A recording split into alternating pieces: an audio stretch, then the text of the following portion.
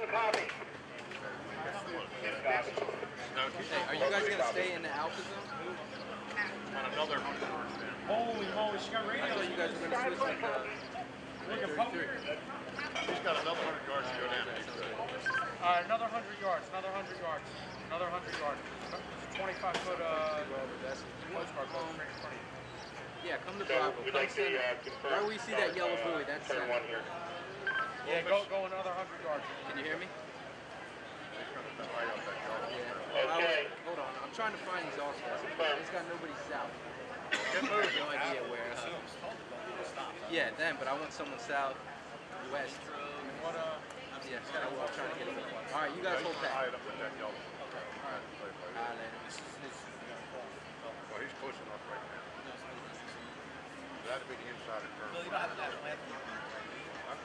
I take my shirt off. Listen,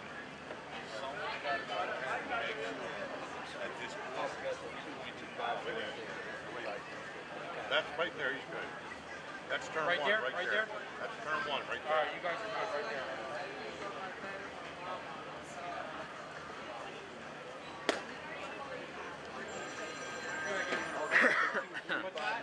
Hey, Cap. Just sign your ass up when we get back. I'm worried about you, bro. It's 12 o'clock. Water, booze, water, booze. Alright? On a hot day like this. 599, Roger. Do you see the yellow buoy approximately 200 yards? Where are you guys?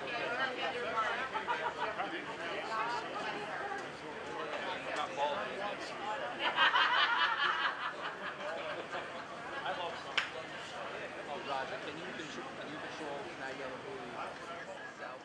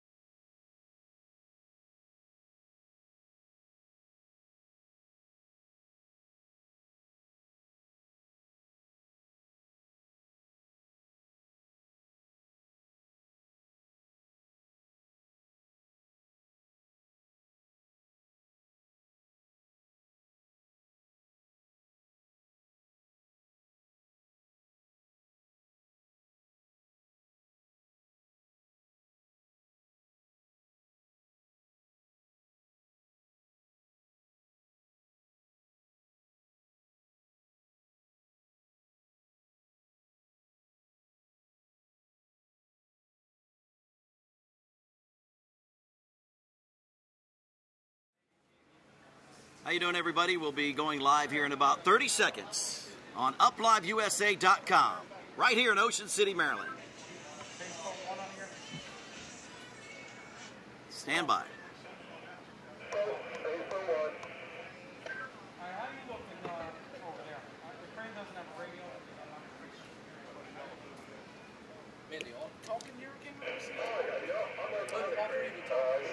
Testing 1 2 3. Testing 1 2 3. Testing 1 2 3. Testing 1 2 3. Testing 1 2 3. Testing 1 2 3. 1 2 3. Solid audio there for those. Okay. Thank you, gentlemen.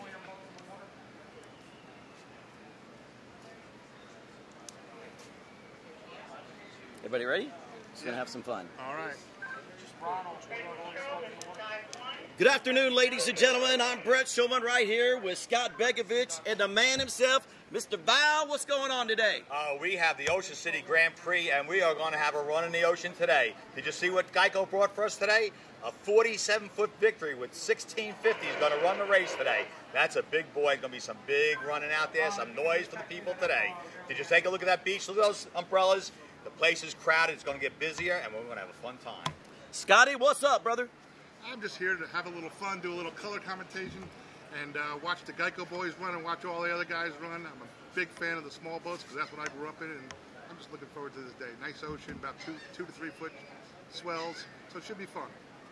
We are ready, folks. We're on Up Live around the world. We're already getting over a couple hundred people right now, and it's going to be a live broadcast on live stream.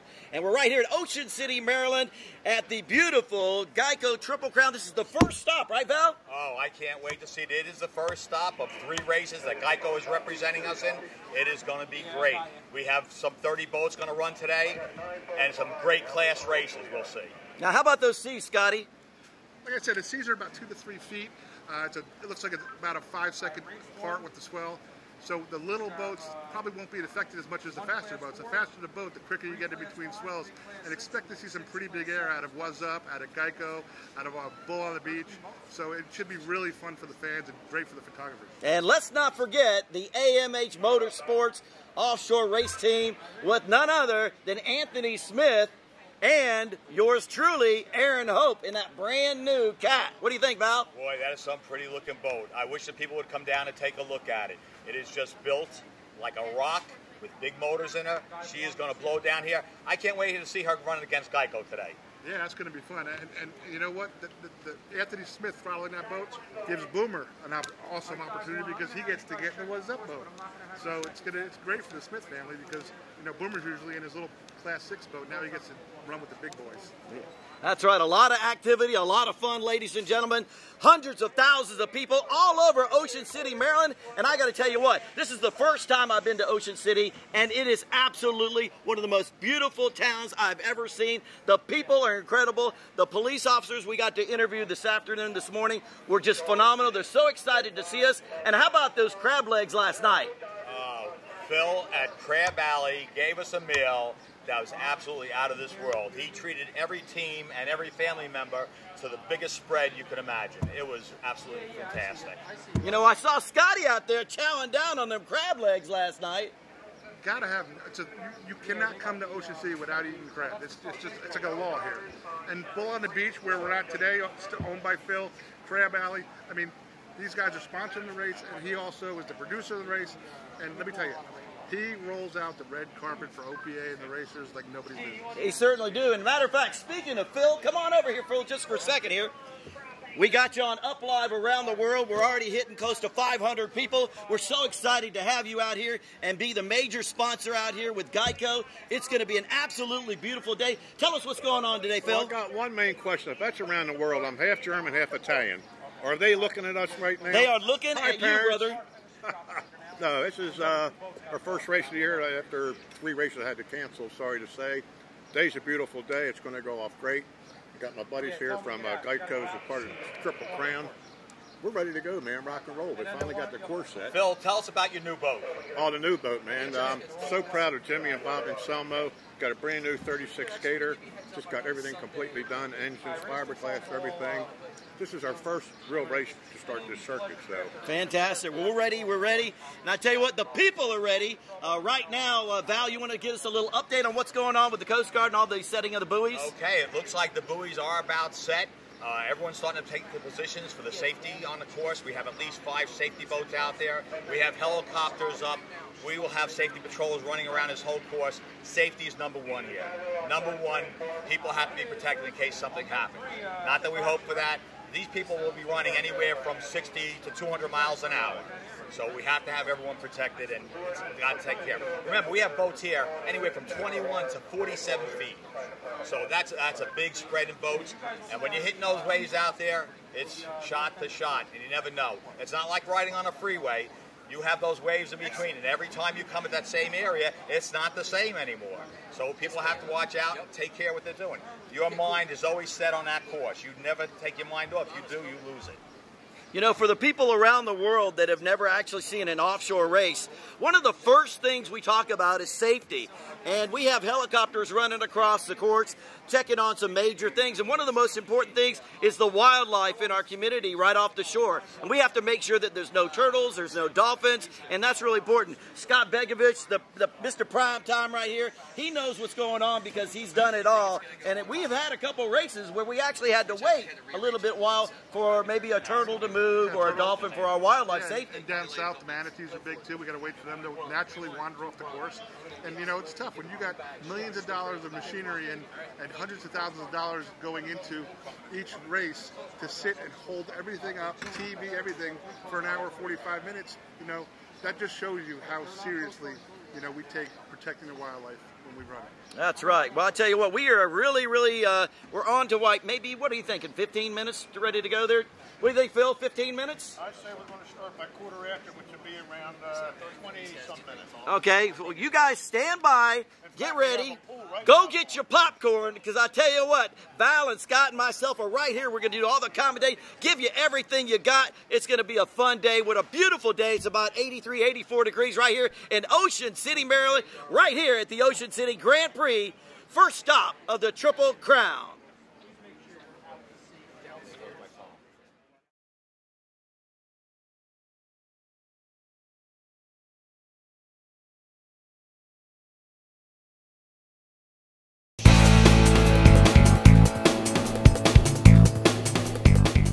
Bull on the Beach since 1980. Family owned and run since day one. 2 locations, 2nd Street and the Boardwalk, 94th Street and Coastal Highway. We are famous for our open pit beef and the freshest raw bar around.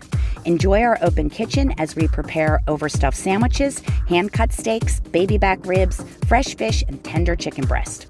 Both locations have a fun bar area with happy hour from 3 to 6 p.m. Stop in, relax, let our family take care of your family. Hi, it's Marjorie and Stephen Fun. We're the Fun family. People often ask, where do the Funs go to have fun? Ocean City, Maryland! Ocean City's middle name is Fun. Ironic because our last name is Fun.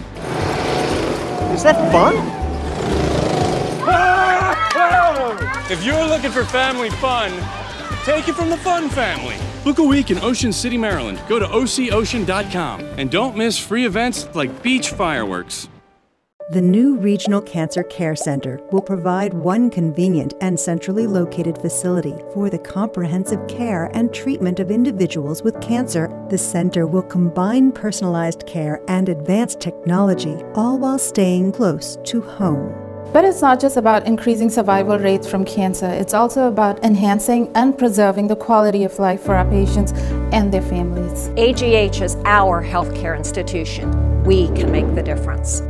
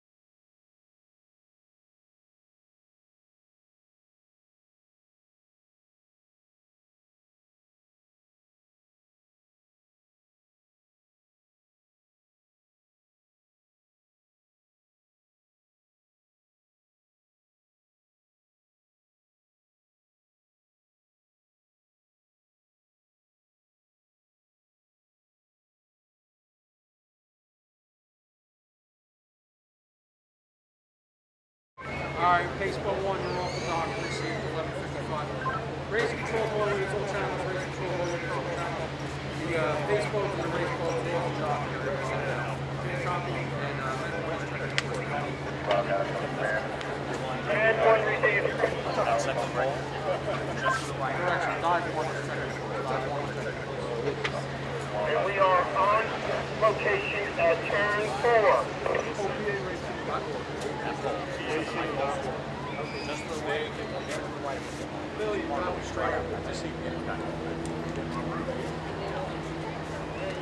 Control, race control, this is Formula Angelo, over. Call us Med 5 anymore, please call us Med 2. We are at turn 4 with dive 3 in the water.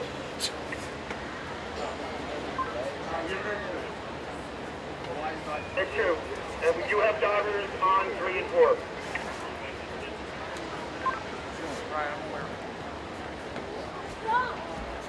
Med 3 changing into dive 3 then.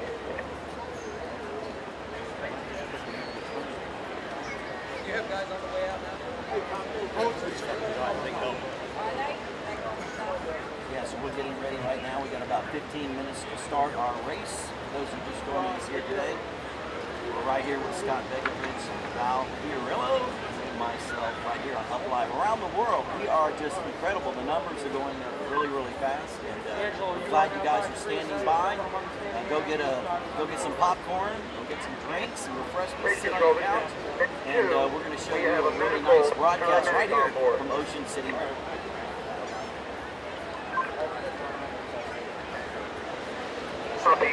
Panda Beach. Oh yeah, it's gorgeous. My wife Lisa and I were down in Florida last year.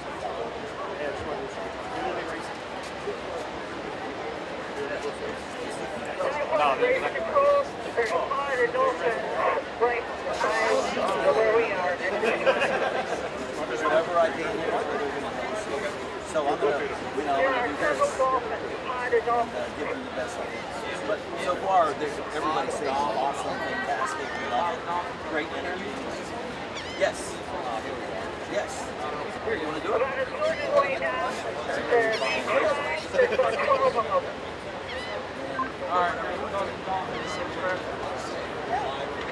You're live right now. You can say hello to the family.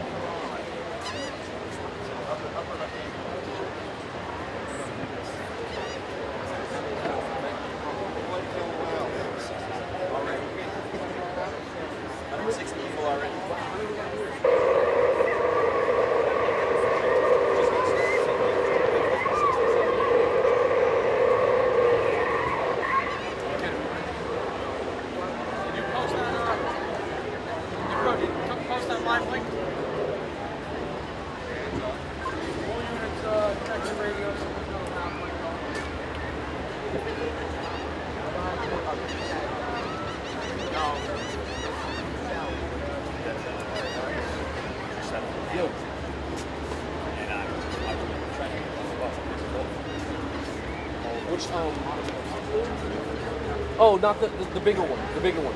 The one that's like a rectangle. You see the one that's like squared off that's smaller? Not that one. The big one. Open it up and look in there so you can see a camera. Totally. Yep. Get him to get that, okay? Thank you. He'll be there any minute now. Thank you, bye.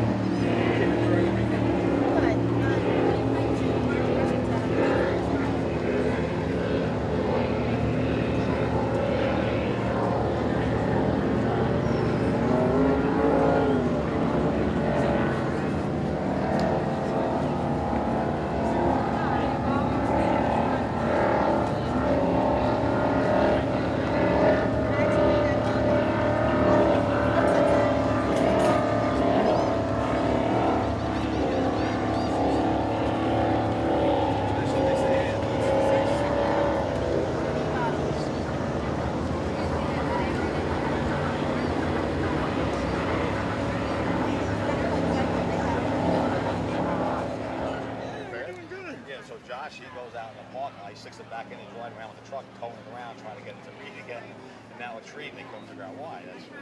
Then they figured out what happened. Now he shuts the thing down, he shuts it off, and he pulls the car and gives it back to him. Hey, Bob, how are you? Good to see you, brother. I've seen that before. How you doing, everybody? Welcome to the broadcast. We're getting ready to start the race here, and just for a couple minutes from now, we have got some great race boats today. So get ready. We're going to show you the best race boats, the fastest race boats in the world. We hope that you can see it from our broadcast booth, and it's going to be a lot of fun. So stand by. Sound like you announced before. One or two. He's to announcing like what I am to bull racing. He's done more announcing, as much announcing as I've done bull racing. And he's done as much bull racing as I've done announcing. There you go. That's a good Yeah, that's a good analogy. How much time do you think we have? Huh? How much time do you think we have? Well, they're going to do a pace lap first, right? You guys still doing okay? Still watching the race?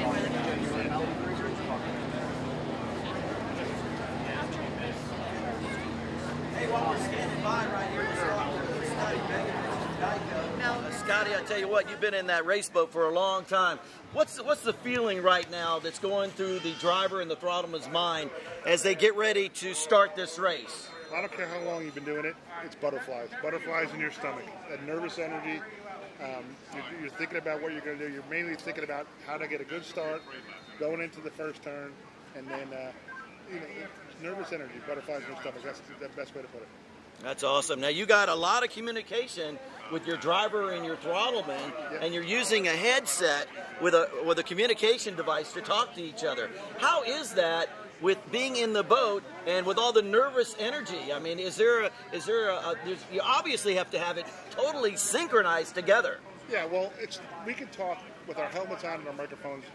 As simple as I'm talking to you right now, back and forth. So you don't press buttons, so you just talk and you hear each other. And generally what we do is we'll start talking about what we want for dinner. Yeah. We'll start cracking little jokes. Just try to lighten the mood, a little bit. Hey, you see that nice 20-foot boat over there? Little general conversation just to take the edge off. Because if you're silent, then you start thinking too much. Now, you know what? Inside that beautiful Miss Geico boat, we want to know a little bit about the cockpit. Can you give our folks from around the world, we're looking at over 300 people right now that are already on. They want to know a little bit about Miss Geico itself inside with the driver and the throttleman. Okay. Well, inside we've got first the seats. The seats are racing seats, almost the same as NASCAR.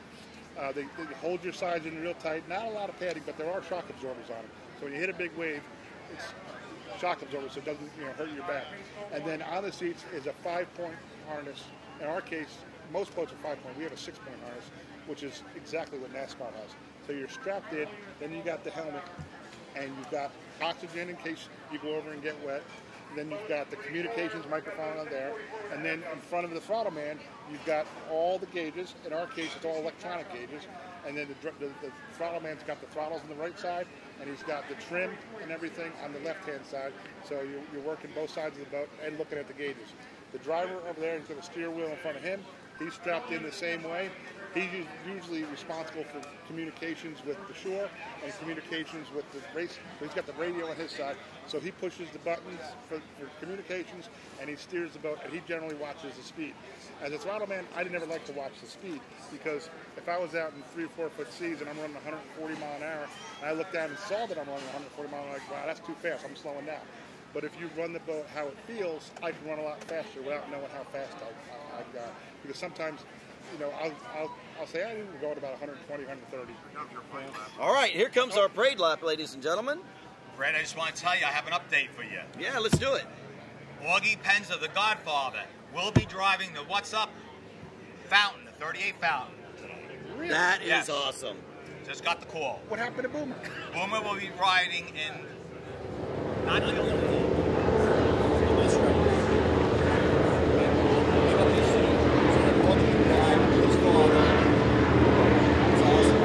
folks, what you're looking at right now and all that incredible noise you're hearing right across Ocean City, Maryland, is those incredible race boats doing a tell us a little bit about the parade lap now. Well, we always do a parade lap, so these races are a bit different. Of course, it's about a little less than 3.25 miles. We want everyone to be able to make their turns, pick out a point, make their turns successfully without having a problem. That's what gets a bit rougher.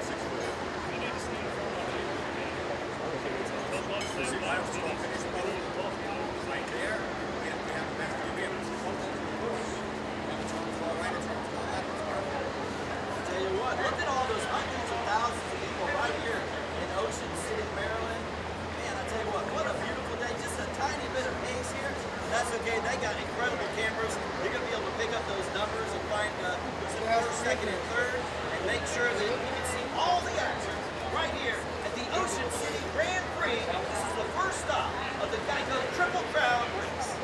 Just remember, Brett, we know what's going on, who's coming in first, second, or third, but it's not finalized until it goes back to Frank Vici. Oh, that's right. Who checks it out on his computer and tells us, make sure those people maintain the proper speed, didn't lose a turn, right. didn't go inside a buoy. Maybe didn't break out. Exactly. So. Yep.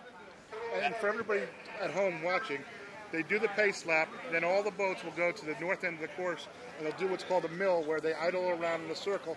And what that enables the race officials to do is do a last check of the course for mammals, do a last radio check with all the safety boats, the helicopter, make sure everybody's... And when everything is all set, good, the course is clear, you know, they'll put up the yellow flag, they'll get up on a plane and start the race. This is going to get exciting. I'll tell you what, gentlemen, what a fun day here. It's beautiful. Look at all the people out here. Everybody's excited. The Coast Guard is out there. The safety crew is out there. All of our officials are out here. Offshore Power Boat Association at its finest, the biggest, the baddest boats out on the water on that liquid racetrack right here, ready to go and have some fun. You know, we were worried this morning about having boats in position for this race course. Look how many are out there as support. There's got to be 20-something boats out there supporting this race. Yep. That's a great thing. We just love this town of Ocean City, isn't it? This town is class. It really is. And the whole idea of having all the support is if any incident does occur, everyone can swarm to that area. So it gives people in a close location getting there quick, and one from the outside surrounded. Everything's taken care of. You know, time is of the essence when something happens out there. So, and that's what it's all about. And you know, another thing we want to mention, folks, if you're right here in Ocean City watching the race, come over to Bull on the Beach Restaurant. They got the greatest food in the world, and I'm telling you what, they're friendly, they're fast, and they're fun. So come on down and check it out. And Scotty said you pick up the check. Yeah, Scotty Begovic, with his black American Express card, said, "Don't worry about it, we got you." It's on Geico. It's on Geico. All kidding aside, their pit steak sandwiches, they're to die for. Best food in the boardwalk. Give me a second. I just want to take a second to thank the town of Ocean City, Worcester County, our local Coast Guard here, and everybody helped participate. Without that whole group, you cannot put a race together, and the town really treats me great. First time this beach has ever been closed in June 24th. Wow. So it's 250,000 people in town. So they did us a big, big super favor. So spectators will love it. We're really close in. So. And we know you've been working your butt off, and Captain Don, he's been doing a hell of a job. I just felt back there. Yeah. And also we want to do a big shout out to the Ocean City Police Department. They've done a phenomenal job also making sure that everybody's safe out here and that everybody's doing what they need to do to get this race going. Can't wait. It's getting very close now. Very close. Uh-oh, I see a start boat coming. Here we go. All right, ladies and gentlemen. Go ahead, Val. Let's do this thing. Okay, we have a start on the race already. Let's see what we have coming down the front straightaway. Class 5 looks like Cisco, and we have Cisco on the lead right now with Not Guilty on the inside. Oh my God, look at Not Guilty's passing him. That's Boomer in there with Rob Merkin. He's passing him. He's taking that lead back from him. There goes that fast boat. That's a quick one. And Not Guilty's a Class 6 boat. That's right. So Specialized on the outside. Tunnel Vision and American Outlaw, the last boat in the crew. They're going around the first turn. They're maintaining the position going around that first turn. Yeah, Cisco's still in the lead. Specialized right on their heels. Not Guilty out in front of Class 6. Running third overall, which is really nice. Second start's coming up. Here we go. American Outlaw leading in Class 4 right now. Here comes the second start right on here. Yeah, these guys are looking tight. That looks really good right there. Okay, it looks like Whoa Mama and Hanging and Banging. Yep. The two green boats coming down the front straightaway. Yeah, 1-2. Nice little air right there with Whoa Mama. Those 21-footers I was talking about, they're airing it out. Look at those two green boats. Whoa Mama doing a great job on the inside. That's a race, boys. That's going to be a fun one. Now, Scotty, tell us a little bit about those boats that are out there right now. They're all 20 to 21 foot. Some are as small as 18 foot. And they got single outboards. Two guys in it, a driver and a throttle-man. It's basically your entry-level class in offshore racing. But I'm telling you what, those boats, and that's anything but entry-level. Watch these turns now. You'll see them coming out of the water when they go up, going east. This class features Chase and Jackson Miller, the two youngest guys in offshore racing. That's right, two brothers from Lake Apacon. Two brothers from Lake Apacon, whose father actually drives our boat, the Miss Geico boat. Jax is 15, he's the throttle man on the boat, and Chase is 17, he's driving the boat. How about that? Now, what kind of speeds are those guys getting? These guys are running 60 miles an hour. And they're doing a great job. I believe and they're doing every bit of it in this bit of a rough sea. Now, Val, is that a breakout speed, or is that just the... Yes, if they go 61 or over 60, that's a breakout. I'll guarantee you that they're running very close to it and maintaining the speeds as they come down the straightaway.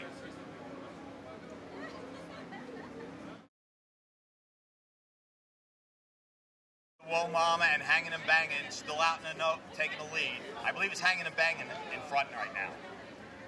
It's very hard to read the names from this distance. Yeah, it's a little hazy out there, so it's tough to see. But, I mean, it's really, really tight racing. especially they're both the same boats and they're both the same color. Yeah. And here come the Class 6 and Class 5 guys finishing their first lap. Oh, looks like we have Cisco. a nice lead here with Cisco in the Cisco's front. out in front. Cisco, no bullies, coming out here and taking the lead right now. Now that's John Cohen in the boat with Boat Eddie number Simmons. 505. We got some great John's speeds right driving, there. Eddie Simmons is on throttles. The Smith brothers right behind him. And let me tell you something. Look at that Class 6 boat, Not Guilty, with Boomer in it. Boy, they are really, they're running third they're running overall, hard. And they are pushing the Class 5 boats. Specialized behind him. Specialized running third. Looks like we got an outside pass coming up here, right there. Look at it, Cisco taking the inside. Here's our second place Class 6 boat, Liquid Addiction.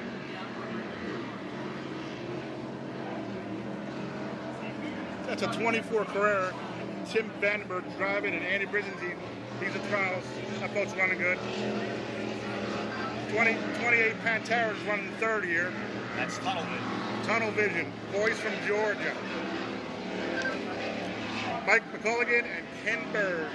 There's a couple guys from Georgia in the boats. Yeah. Val, what's the top speed on those Class 5 boats? The Class 5s will run 75 miles an hour. Up to 75 miles an hour, folks, for those Class 5 boats. And when we say up to 75 miles an hour, we're normally talking 73 to 74.8. Right. We're talking that close to the speed limits. Here comes American Outlaw with Andy Miller on driving and throttling. That's a beautiful boat, but we sound like it's got like a little problem there with the engine, Scott. Yeah. I believe he had a blower motor and it's gone. I think he's coming out just to make some laps. He made the trip all the way from Lake of the Ozarks, Missouri, so it's a long term. I believe he's from Kansas. And look who's taking the lead right there. That's right, he summers in Lake of the Ozarks. Is that Wool Mama out front? Can't really tell. I can't read the difference on it. I think it's Hanging and Banging, but I can't tell. Hanging and Banging, both green boats, both small boats, running 1-2, and you cannot for the life of you read what's on the Whoa side. Mama is in second. So Okay, it you is got Hanging it? and Banging. Hanging and Banging in first, Whoa Mama in second. And they're spreading themselves out now. He's got a little lead on him. Nice battle for third, fourth, and fifth here. These guys are just getting all the jitters out right now. They're coming up. This is the second lap, I believe. Correct, Scott? Yeah, just starting lap 2. Tomahawk picked up third. Yep, Tomahawk coming up on third place. Yeah, I'm telling you what, Whoa Mama and Hanging and Banging are, they're at a different level right now. Hanging and Banging is just walking away from everybody. Yeah, Hanging and Banging's got a nice stretch right now, folks.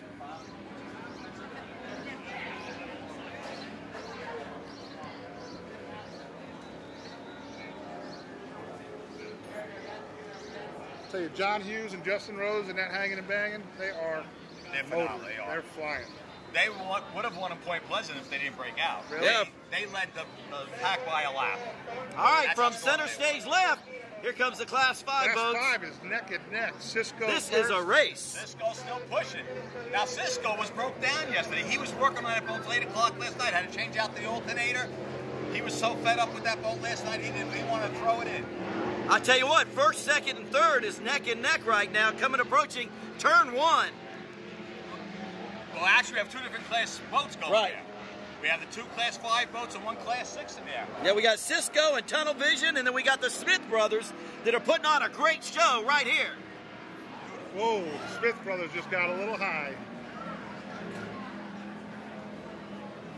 Not Guilty's grabbed the inside. Even though they're not in that class, they are right there. 1, 2, 3. It's a 1-2, yep. Even though they're in different divisions, they're still putting on a great show, Scott. Yeah, I mean, Cisco and Tunnel Vision are neck and neck. Oh, no, Not Guilty just went down. Somebody just went down. All right, we got a boat that's lost power. They were running really, really well. Leading Class 6, third overall, right behind the leaders of Class 5. Well, wait to hear from race control. That's what's going on. Yeah. They can fix the boat if possible. I'm betting it's a drive. The way they went down? The way they went down, yeah. Yep. Liquid Addiction just went by, and then the 28 Pantera. Yeah, Liquid Addiction's running a solid race.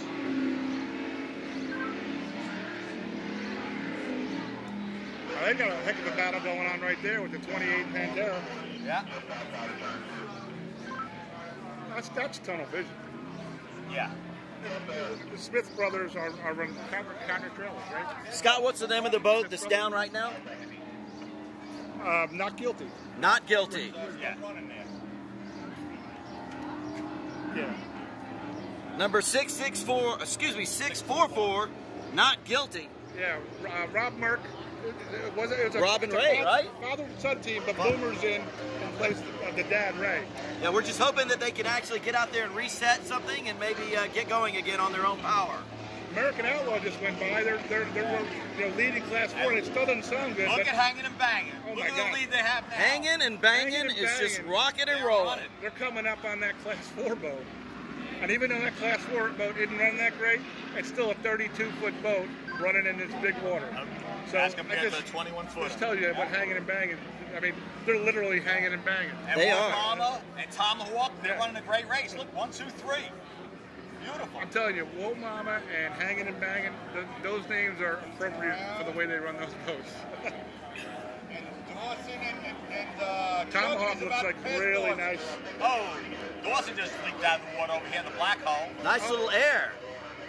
Looks like the Muller boys are waking up a little bit. They're moving up in the pack. Right. And then we have the Lowers behind them and goofing around. Yeah. And then Dawson, the boat back there. Yesterday in that really rough water, the Mullers, they had it tucked in really, really tight and conservative. I see they're hanging it out a little bit. Now Cohen stretched it out again. Oh, yeah. Look at him. Cisco took a big lead. Number 505, putting on a great show, taking that outside lane, staying in their own lane. Like they say, stay in your lane. I'll tell you, that 30-foot superboat, that is an unbelievable boat. It's a beautiful boat. It's gorgeous. It's fast. It handles the rough water like nobody's business. Those guys are keeping their own lane. And it doesn't hurt to have one of the builders in the boat. That's right. Nobody knows it better. Now Specialized are out in front of us. They just put new power heads in those engines. Yeah, Doesn't sound so. He's having a little problem today. He's always out front or amongst the leaders, and he's way back. So he's definitely Specialized having a little bit of difficulties right now. But Cisco putting on a great show today. I'm telling you, if you would have seen him last night, you would not believe he's doing this. He was more or less crying. He was upset with that boat. I'll tell you, Eddie loves that boat. Eddie Simmons, owner and throttle man. John Cohen, one of the owners of Superboat. Him and his dad build Superboats. And that's like the dream team for Class 5, and they're showing it today. Now, for some of you folks that don't know anything about offshore racing, Scott, give us a little bit of shout out of what's the difference between a V-hull and a cat. Well, a V-hull's got one hull. It's a mono hull with a V-shaped bottom. And a catamaran has got two hulls with a tunnel in between. And the advantage a catamaran has is that when it gets up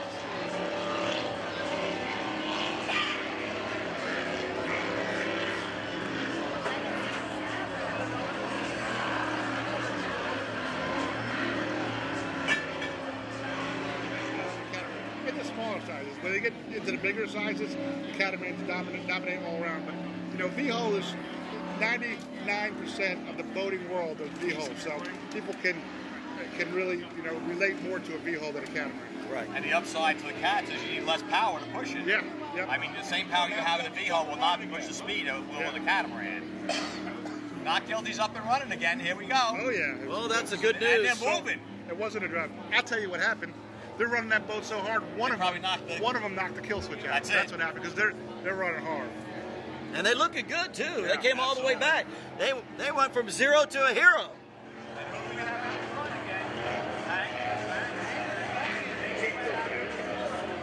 That's got to be it's like a 15-second spread now. That's huge. Especially this water. Thank God. Those boys come to win, though. Who do we got coming down here now? Let's see. John Hughes and Justin Rose and Hanging and Banging. Dominating. Look at Cisco. Wow, look at them move. Unbelievable. Cisco's probably looking like a 30, maybe 30, even 45 boat length, ladies and gentlemen. Look at the attitude of that boat.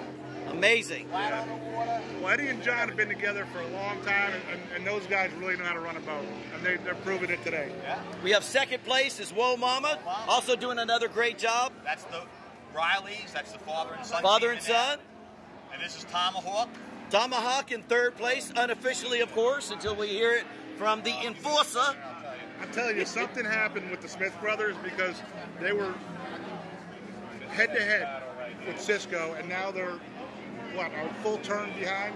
So they must have hooked it, spun it, pulled the kill switch. Something happened. Yeah.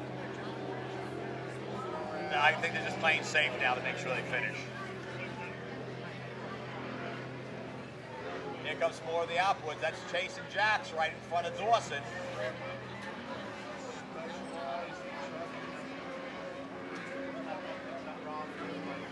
And here comes Specialized. He's about a half a lap behind Cisco, so you know something's wrong there. Yeah, Specialized, I tell you, Specialized is always, I've seen them running and gunning, always taking first or second place. Really a fantastic team they have there. Mark Gallagher's been doing it for a while. For a long time. Same boat, same style motors, and he just knows that boat like the back of his head. And like 20 years in the same boat. Always 20 years in the same boat. He's always amongst the leaders, so there's definitely something wrong with that boat. And the boat was 10 years old when he started with it, so. Yeah. It looks like American Outlaws pulled off, so their engine finally did quit. Yeah, we knew their engine was not performing very well. They're going to have a problem with it. Got the beautiful 28 Pantera tunnel vision. Gorgeous boat. Looks like it's running really well. Mike McGulligan and Ken Bird. And Ken's another one of those guys that started with the 21 footers and stepped his way up into the ranks. Yeah. Putting on a great show for the crowd. Yeah, pretty boat. One of my all-time favorites, the 28 Pantera. My all-time favorite, the 24 Pantera. And there it is, right in front of you, the 24 Pantera. No, that's Carrera. Oh, that's Carrera, I'm sorry. Yeah, Liquid Addiction. Liquid Addiction. 24 Pantera. That boat. And look at how they're moving again. Look out in front of you. What do you see? Wow, somebody's putting on the hammer down there, Scott. Yeah, well, not guilty. Not guilty. They're coming back up. They're going to. Liquid Addiction, I think, took the lead when they went down, and now they're back up and running, and they're reeling them in quick. These guys are not messing around today. Putting on a great show for the thousands and thousands of fans right here at Ocean City. Well, I got to tell you something. I got to think the way they came in front of us, they're overstepping their speed zone. Oh, yeah. Yeah, just think it's going on that way. They're trying to catch the pack. They're not worried about the speed. They want to finish the race. I'll tell you, that little 26 Warlock, I mean, they call it a 26, but it's no bigger than the 24. Yeah. And, you know, there's not too many guys that run the boat like Boomer. And that was a prominent racer, even when it was an F1 boat. Yeah. No, I raced a 29 Warlock, and I know they were really good, good rough water boat. And the 26, not much different. I tell you what, that Cisco boat is looking absolutely fantastic coming around turn 2 right now.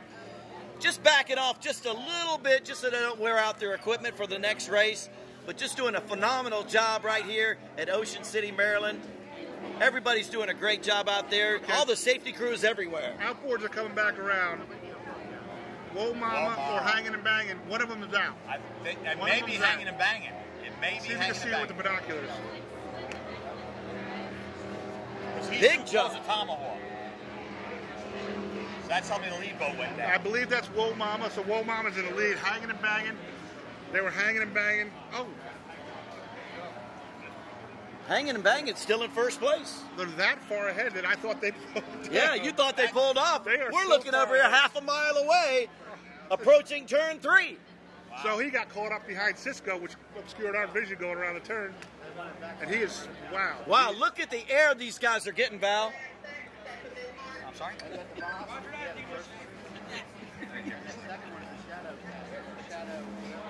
Yeah, these guys are getting some nice air. Photographers are loving this day. Nice and clean. That's Jackson Chase again with the Dawson. Let me tell you something. Those are the guys from Missouri.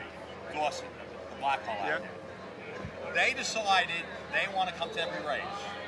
They've been to Point Pleasant, and just like the Kansas boat, the American Outlaw. Unbelievable. These guys are traveling that kind of distance. Come play an hour out in the ocean. Yeah, that's what they do. So that's a love for the sport right there. Yeah. I did it. I grew up in 24 foot Pantera, and I know the feeling. You do anything to get to the race. Well, you know what? That Specialized boat is still out there. You know, they're still running. These guys are running, and they're running hard. Have you noticed how many different brands of boats are out there, though? A Challenger, Velocity, a Redline, an Activator, a Carrera, a Warlock, a Joker, a Superboat, a Pantera. Speaking of Warlock, not guilty. Has overtaken Liquid Addiction for the lead in Class 6. The American Outlaw they're heading back in. They're done for the day.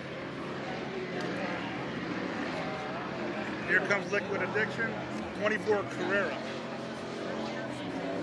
They're running real nice.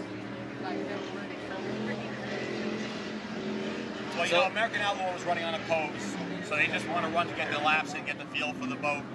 So they know they're going to get the checkered flags. They don't want to blow the motor up. They want to get ready for the next race. So they're going to take their time and get it done. Here comes Cisco, 30-foot Superboat, John Cohen, Eddie Simmons. On cruise control right now. They got a nice lead. Unofficially in first place until we hear from race control. Looks like they put the brakes on a little bit, settling in. Out for a little bit of a boat ride. Right now, they're probably having a nice little toast. Make sure that everything's rolling. No. Here's what it gets bad. When you're way out in the lead like that, you're not toasting nothing. You're crossing your fingers, and now all you can think about is, I hope I don't break. I hope I don't break. I hope I don't break. When you're battling out neck and neck, you don't think about breakage. You think about winning. But when you're way out ahead cruising, well, some people don't think like that. Look out in front of you. Who do you see? Yeah, hanging and banging. Hanging and banging. They're still hanging and banging like nobody's business. That boat. Yeah, they are not messing around. They're approaching turn 1. Just doing a great job today. They've actually lapped other boats already. In a Class 7 boat. Here come the Smith brothers in second place and running nice. Nice and smooth.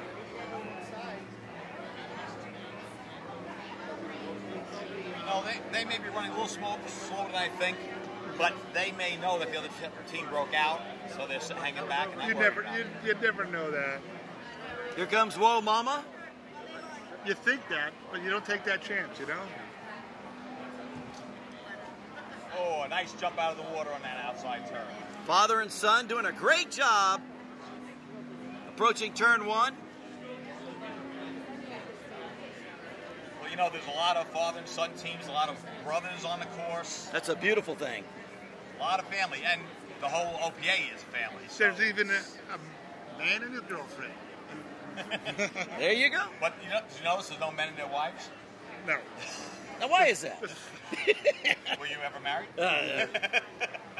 Speaking of which, we'll be right back right after this commercial break. So speaking of Specialized Racing here, Mark Gallagher and Laura Applehoff. Laura's his girlfriend, and she's been racing with him for about 2 years now. My son says that he's going to do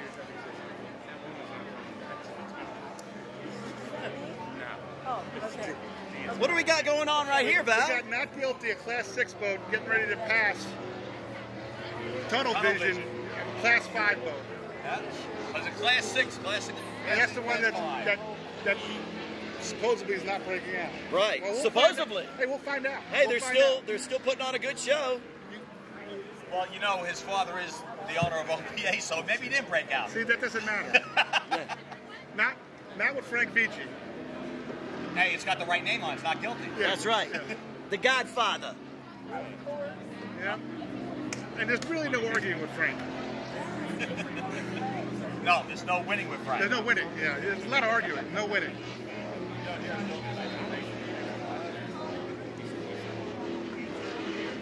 Cisco's coming around, leading Class 5 once again. Hey, Val, we got any lap counts right now? How are we doing? We're almost at the end. We'll find out. We're going to check with race control and find out what's going on as far as our laps.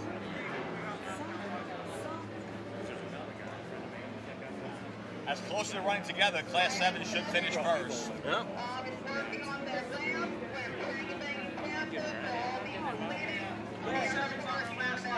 Class 7 is on their last lap, ladies and gentlemen. So if Whoa Mama could just hold it together, yep, they'll win this race. Oh, speak of the devil, here she comes. Here comes Whoa Mama, just taking it easy. They've got it looks like a half-a-mile lead, doesn't it, Scott? Yeah, no, he's literally got 100 yards left, and he hasn't slowed down one bit. There you go. They're now crossing the start-finish line. Val, what do you think? There we go, our class winner. Hanging and banging. Hanging and banging. Absolutely perfection. We will not know the official results until... I got to talk to these guys because they got the same exact boat, the same exact color, and the same exact font. So you can't tell which one's Whoa Mama and which one's Hanging and Banging. That's right. But unofficially, Val, Hanging and Banging is a winner. We have a winner. And here's Smith Brothers coming across the front of us in Class 6. And our second place boat going to cross that finish line very soon. Whoa Mama. Here they come. Whoa Mama in second place unofficially. And they have crossed the finish line. Whoa Mama. Whoa Mama in second place. And looks like Whoa Mama forgot how to count laps because they're still going, which is okay. It's common. And there goes Tomahawk. He's coming in for the third place finish. Tomahawk unofficially third place. Yep, and doesn't look like Tomahawk counting laps either. Well, you know it's as hard. well as I know. It's impossible. You're out there. You forget about counting laps. Yeah. I forgot to pull tapes. Yep. You know, I've gone extra laps. I've gone a couple extra laps. And sometimes you know you won and you still want to take an extra lap. Just to show everybody. Like right now, you know Hanging and Banging is there going, should we have got another lap? Those guys are running another lap. Oh, nice air over here, but not guilty. Oh.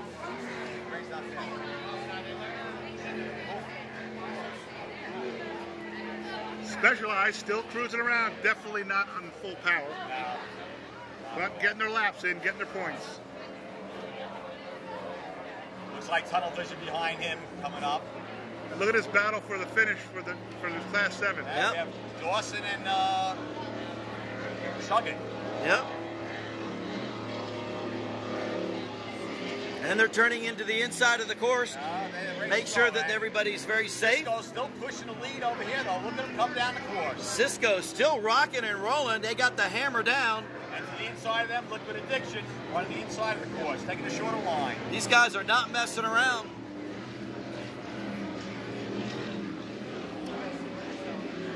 Now, I'll tell you something. Liquid Addiction, the driver of that boat told me he has a bit of a hangover from the last couple of nights of being in Ocean City. He had a great time here, but that may be a little factor today.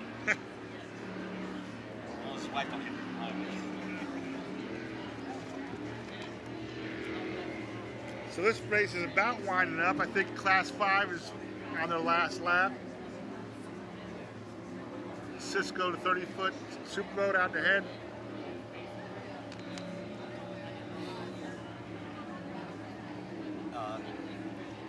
Tom, 3.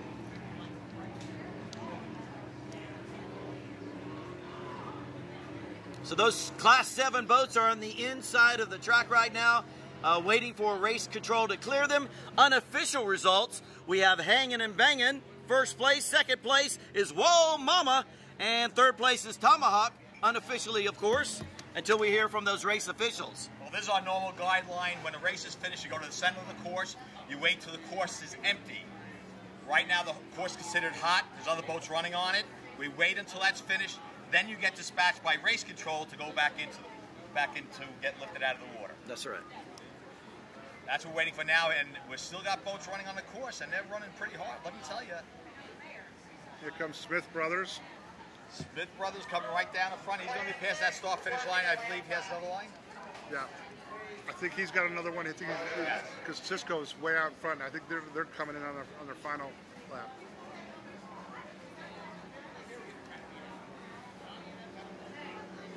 A little jumping down the course there.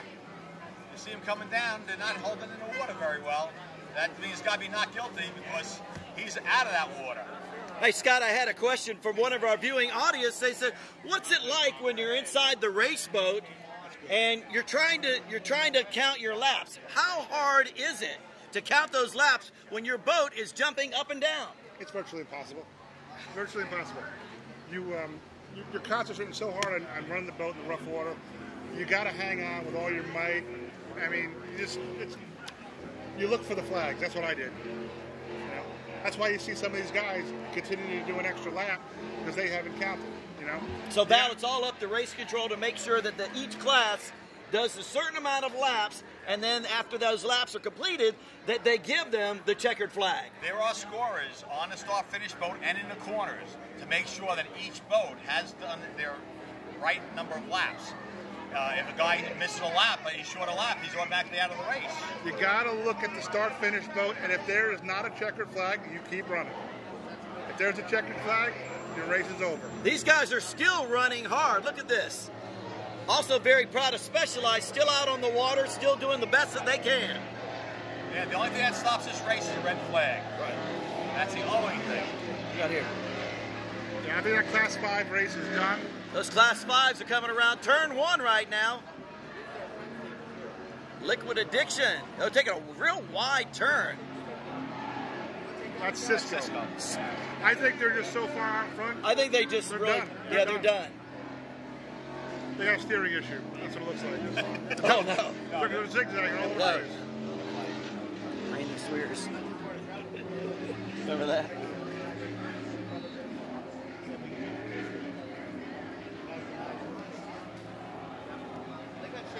Wow, how can we ask for anything better today? 85 degrees, sunny, beach full of people, and fast boats.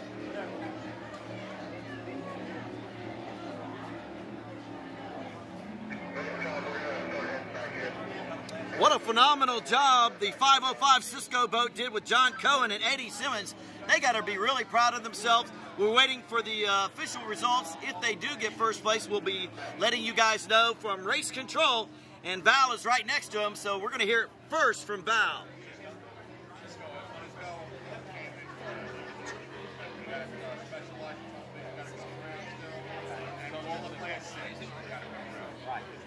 Cisco is the winner. Yeah. They just pulled in. Tunnel Vision Specialized still have to come around. Right. And Smith Brothers, I think, is running in second, and they're quite a bit ahead of Tunnel Vision. And yeah, good distance. Here they are right now. Yeah, Smith Brothers. Wow, look at the air on that. Oh no, Smith Brothers is Class 6. They're running so good, you keep thinking they're Class 5. Yeah. They're coming in. They're tremendous speed out there. Scott, what kind of speeds are they getting right now? Well, they're only legally able to go Smith Brothers 70 passes miles the an hour. start finish. They have won the race. Unofficially, Smith Brothers in Class 6 as our winner. Yes, and I've been touting them as a Class 5. They're running so good at Class 6. And look I'm who's thinking come up Class behind 5. there. Not guilty. Not guilty. Who were running really good. Unofficially second place. Unofficially second place. Not But guilty. they were dead in the water for a good couple minutes. Yeah. And half a lap. they came back to challenge for the win. Came in just a few seconds behind. Now, I don't see Liquid Addiction. I don't know what happened to them. Unless they're at the other end of the I believe they're coming all the way down, turning on turn 4 right now, approaching center stage.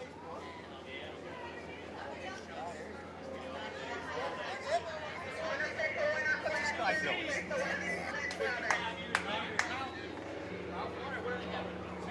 Why did this guy have a horse?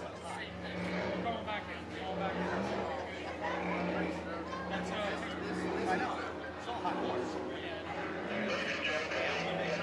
Specialized is in. Specialized, second place in Class 5. And Tunnel Vision, 100 feet behind him, crossing the start finish for third place. Okay, we have now officially finished the race. Do we have anyone else out there at this point? We have Liquid Addiction, the last boat in. Okay. Yep. Liquid Addiction will be taking Third place place in Class 6. Okay, the course will empty from this point. Everyone will go back into the ramps and to get lifted out of the water. We'll have a break, and then our big boats will come out and play with us some more. Spectacular racing today. Gorgeous day right here in Ocean City, Maryland. I tell you what a great show they put on for the hundreds of thousands of people right on this beautiful beach. And the people are enjoying it. Great race, no accidents, very few breakages. That's what you like to see. And truthfully, would you love to be out in this water? This is a perfect water. This is fun. I truthfully would like to be out in one of those boats. You know, I have more fun in my 24 Pantera racing than I did in my big 50-foot catamaran. Right. I just mean condition-wise. Yeah, condition-wise is perfect. You can full board and just go all day long in this. All right, so Scotty, give us the unofficial results on the 3 classes. Class 5, unofficially Cisco with John Cohen and Eddie Simmons in first. Tunnel Vision, 28 Pantera, Mike McConaughey and Ken Bird third. Specialized Racing second, Mark Gallagher. And, you know, that's Class 5, Mark Gallagher took second place, wasn't running well. That's awesome. Class 6, Smith Brothers, great relative team, first place. Second place, Not Guilty. Boomer in place of Ray in the boat. What a comeback on that race. Yeah, what a comeback. They almost very came back impressive. Yeah. And then Liquid Addiction came in third. Tim Vanderberg, Andy Byzantine, the Georgia boys, ran a nice race in that 24 Carrera. Class 7 belonged to Hanging and Banging, way out front. They took it to the next level. John Hughes driving and throttling that with Garrett Moore in the boat. Man, they ran that boat good. Second place was Old Mama, the identical boat, same color, same everything. They ran great too. Those two were the class of the field. I mean, these 3 boats ran really good, but I'll tell you, these 3 were in one race, and the rest of the boats, I don't know, they must have issues or something because these guys were running like you wouldn't nobody's business. Well, I got to tell you something. I saw Tomahawk race in their first race recently, and they did not have a good time on the water. They did come in last. Whatever they did to that boat, to come out here on the ocean and run it to third place in a very highly contested race, they did a great job. Yeah, they did an awesome job. And you know, every time you get in the boat, you get better and better and better. It took me 2 years to win my first race, you know, and you that's the way to do it. You don't go out there. You go out there and go balls to the wall the first time out, you're going to crash. You're going to end your career real quick, you know. I hate to tell you, but I crashed the first race that I won. Well, you only bought the class. Hey, we have a question from somebody. They want to know, why are the 2 boats together that are exactly the same, and why such a big distance? It's the way you set it, though. They could have chosen different props. They look exactly the same, but they're not exactly the same. You don't know what one guy ran for props. The guys run the boat different, too. You know, it looked like Hanging and Banging. It looked like they were running the boat a little bit looser.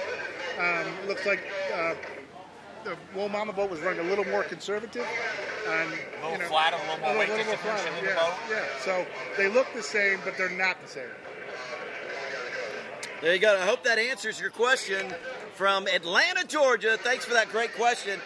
And we are having a blast today. Val, Scott, and I are just really enjoying this beautiful day right here in Ocean City, Maryland. It cannot get any better than this right here. I think we should go to the pool now. Yeah. So the time right now is 12:49. 12:49? It's your phone. Oh, yeah. So the next race is going to be at 2 p.m., folks. Actually, because this race ran so smoothly and so well, the next race may be moved up to 1:30. Oh, that would be fantastic. I'm sure everybody out here, all the audience, would really love that. Of course, we would know till the boats come out. So right. How are we doing on live stream over here? Say next race 1:30? Approximately.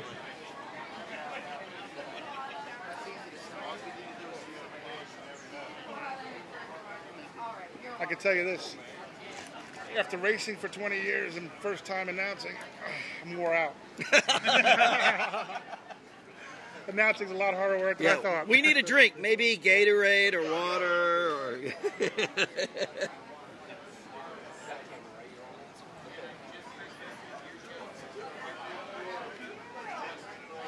All right, Scott's going to head over to the bar and get a soft drink. Val and I are going to hang out here for a few minutes. Well, you know, I can't wait to see these big boats come out. The Geico boat, the AMH. I mean, that is one pretty boat. I mean, the orange paint on it. I thought it was all decaled and stuff. And when I touched it yesterday and said, oh my God, it's all paint, I was like amazed. Yeah. Beautiful boat. Of course, the Geico, that bright, luminescing green is like unbelievable. But between that, even the Shadow Pirate, that white decal with the black and white boat, yeah, with absolutely Nick, gorgeous. Nick and Scott in there. going to do their thing today. It's going to be exciting. It's going to be a fun race. Probably, we're looking at about T-minus 45 minutes and counting, ladies and gentlemen. Now's a good time to go out and get a soft drink, get off your couch, and go have some fun and come back on this live broadcast right here on live stream, Bull on the Beach, OC.com. Check out OPA at its finest.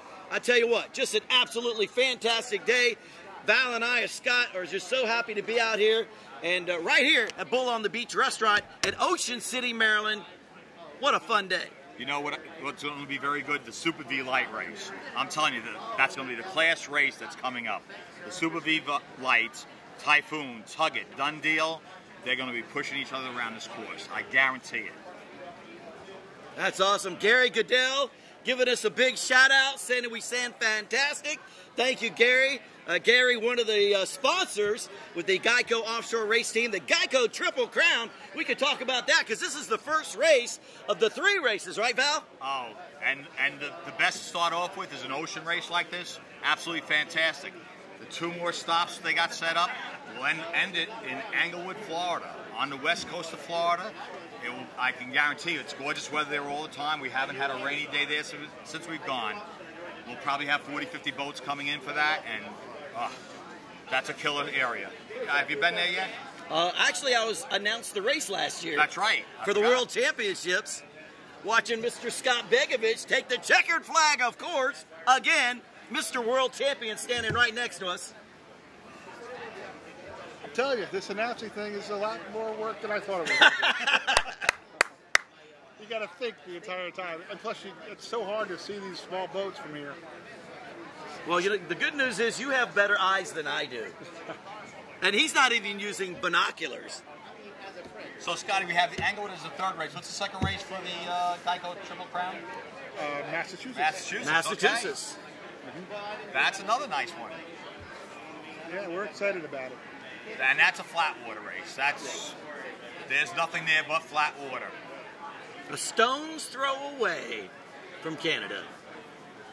Literally. Literally.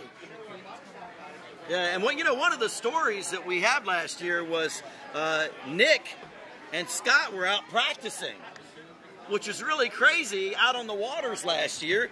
Just doing some fun stuff, doing some testing, and a 1,000-foot super monstrous ship came by and created such a huge wake. How fast were they doing, Scott? 125 miles an hour. 125 miles an hour. That was in St. Clair. That's right. That was in St. Clair, Michigan. And they did a flip, came over. The boat got a little bit of damage, but they're out here racing again today. Yeah, when Nick blew that boat over, that was basically the debut race for that boat.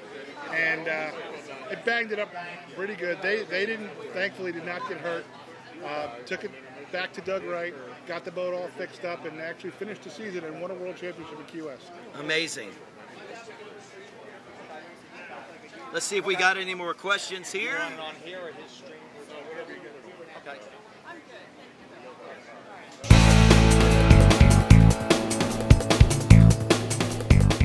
Located in the heart of West Ocean City, Crab Alley has it all. Spectacular view, casual and fun atmosphere, superior service, and a mouth-watering fresh local seafood combine to make Crab Alley a true favorite. Open daily at 11 a.m., full menu, indoors or out. Steamed crabs, all-you-can-eat feast, and a carry-out market. Lunch and the best happy hour food and drink specials. So please join us at Crab Alley, an unforgettable dining experience set in a familiar atmosphere. Hi, my name is Stephen Fun, and this is my wife. You guys are here with open arms. I'm telling you what, it's one of the most beautiful days you can ever imagine. The weather is gorgeous, and your hospitality is the greatest in the world. And without Donna Abbott and special events, this race would never happen. Town of Ocean City, she's in charge of all this. So she's going to talk to you about how important special events are in Ocean City for any town. my girl Donna right here. We love you, honey. Thank you very much. Yeah, as you can see, I was just walking along the boardwalk before coming up here, and people were just stopping in their tracks and watching the boats. I mean, you have to think too, a lot of the people that are here today are in landlocked areas, so they're not used to seeing, you know, boats racing along the beach. So this is a great thing here today. We're happy to have everybody here today. What a spectacular day, and I'm sure you had it designed for Phil and OPA to have it absolutely perfect. I mean, you can't ask for another beautiful day. It's 84 degrees right here in Ocean City. Hundreds of thousands of people are lining the beach to watch this exciting race, and we're so happy that you had the opportunity to help us, help Phil, and put on a great show. We're so proud of you. Well, thank you. Yeah, we did special order this weather. Phil was due some You're good in charge of weather and special events. We talked about that. Phil was due some good weather, especially for this event. So we're happy to have him here on a beautiful summer Sunday afternoon. As you can see, yes, a couple 100,000 people are some of our nearest, dearest friends here, enjoying the beach, enjoying the ocean, and watching these fabulous boats racing by. Amazing. So, special events is very important. I mean, people are always looking for that extra something to do when they're on vacation. And so last weekend we had an air show. This weekend we're bringing it down to the sea level. And what's next week? Next week, well, right after this, coming up, right around the corner is 4th of July. Well, I'll tell you what, I'm from Orlando, Florida, and we don't have anything like this. You know, you got to drive an hour away to go to Cocoa Beach, but the weather here, the waves. Val, what do you think about that? Like I spoke to Scott before, I said, this is the perfect day to race a boat.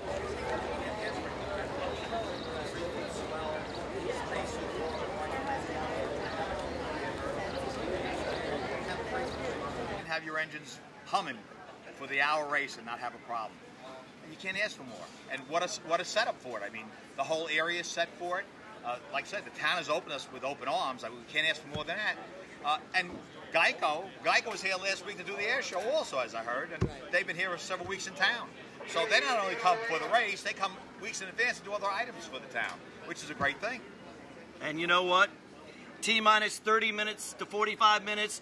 Geico coming out here to strut her stuff on that liquid racetrack, doing over 150 miles an hour. It's going to be spectacular. It's going to be an absolutely wonderful day if you're out here. Right now is a good time to go out and take advantage of those incredible restaurants that you have out here.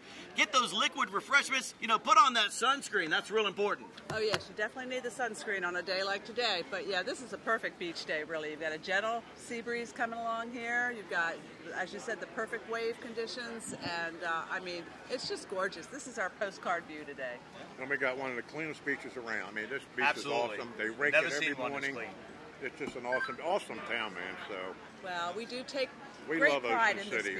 We take great pride in the beach. The 3-mile boardwalk, of course, is our Times Square, if you will, our center, Main Street, and lots to do, lots to eat, lots to drink. So. That's right. And we would like to thank all of the folks that own all the restaurants, especially that one that's downstairs called Bull on the Beach. Hey, I hugged myself this morning. There you go. Great, man. How's that feel to have all these folks right here coming in and showing some love to you, Phil? I love it, man.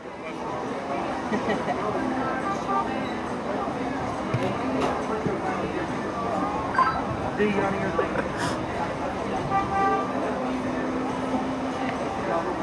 Bring your step. It is, and I tell you, we're happy to have it here. Another awesome thing, not only just the Coast Guard. One of our racers out there. There we go. Not only the Coast Guard, we also have the police department that's doing a great job with all the traffic and the safety, and everybody just working cohesively as one big family unit. Val doing a great job. I'm telling you what, it's great to be out here. And Beach Patrol gets a lot of credit too. I mean, they actually are not letting people in the ocean, and that doesn't happen too often in Ocean City. But thanks to this girl right here, Donna. And anyone wants to come see us, we're right here above Bull on the Beach. There you go. For the broadcast, come up, say hello, wave to us. We just had someone dancing in front of us. Too, so. Oh, that's right. Oh, wow, I should have been here earlier. I'm waiting for Gary to call me. I heard that, Phil. Yeah, Gary Goodell gave us a little shout out saying he can hear us. We're doing a great job. We're exciting. It's a beautiful day. Let's go racing at 1:30 to 1:45 and put on a spectacular show with the Miss Geico Offshore Race Team, the AMH Motorsports Offshore Race Team, a brand new race team coming from Central Florida with Aaron Hope and Anthony Smith. We got Bull on the Beach that's going to be out there. boat this year. That's right. Tell us a little bit about your race boat. Well, it's a 36-foot skater, all custom made like most of them out here. Last year we had our first race in Inglewood, Florida. This is our first race for actual full season. So we're actually going to go for the national championship. We're going to work all the way up to November and hopefully get the world championship. We're going to give Geico some problems today, so let them know. Here we go. We got a little smack going on. We got a little smack. Where's Scotty Begovic? Stephen J. Watch out, buddy. Okay, Scotty. Oh, he's bringing his water back over here. Scotty, we got a little challenge going on with Bull on the Beach and Miss Geico. What is that? What's something going here, buddy?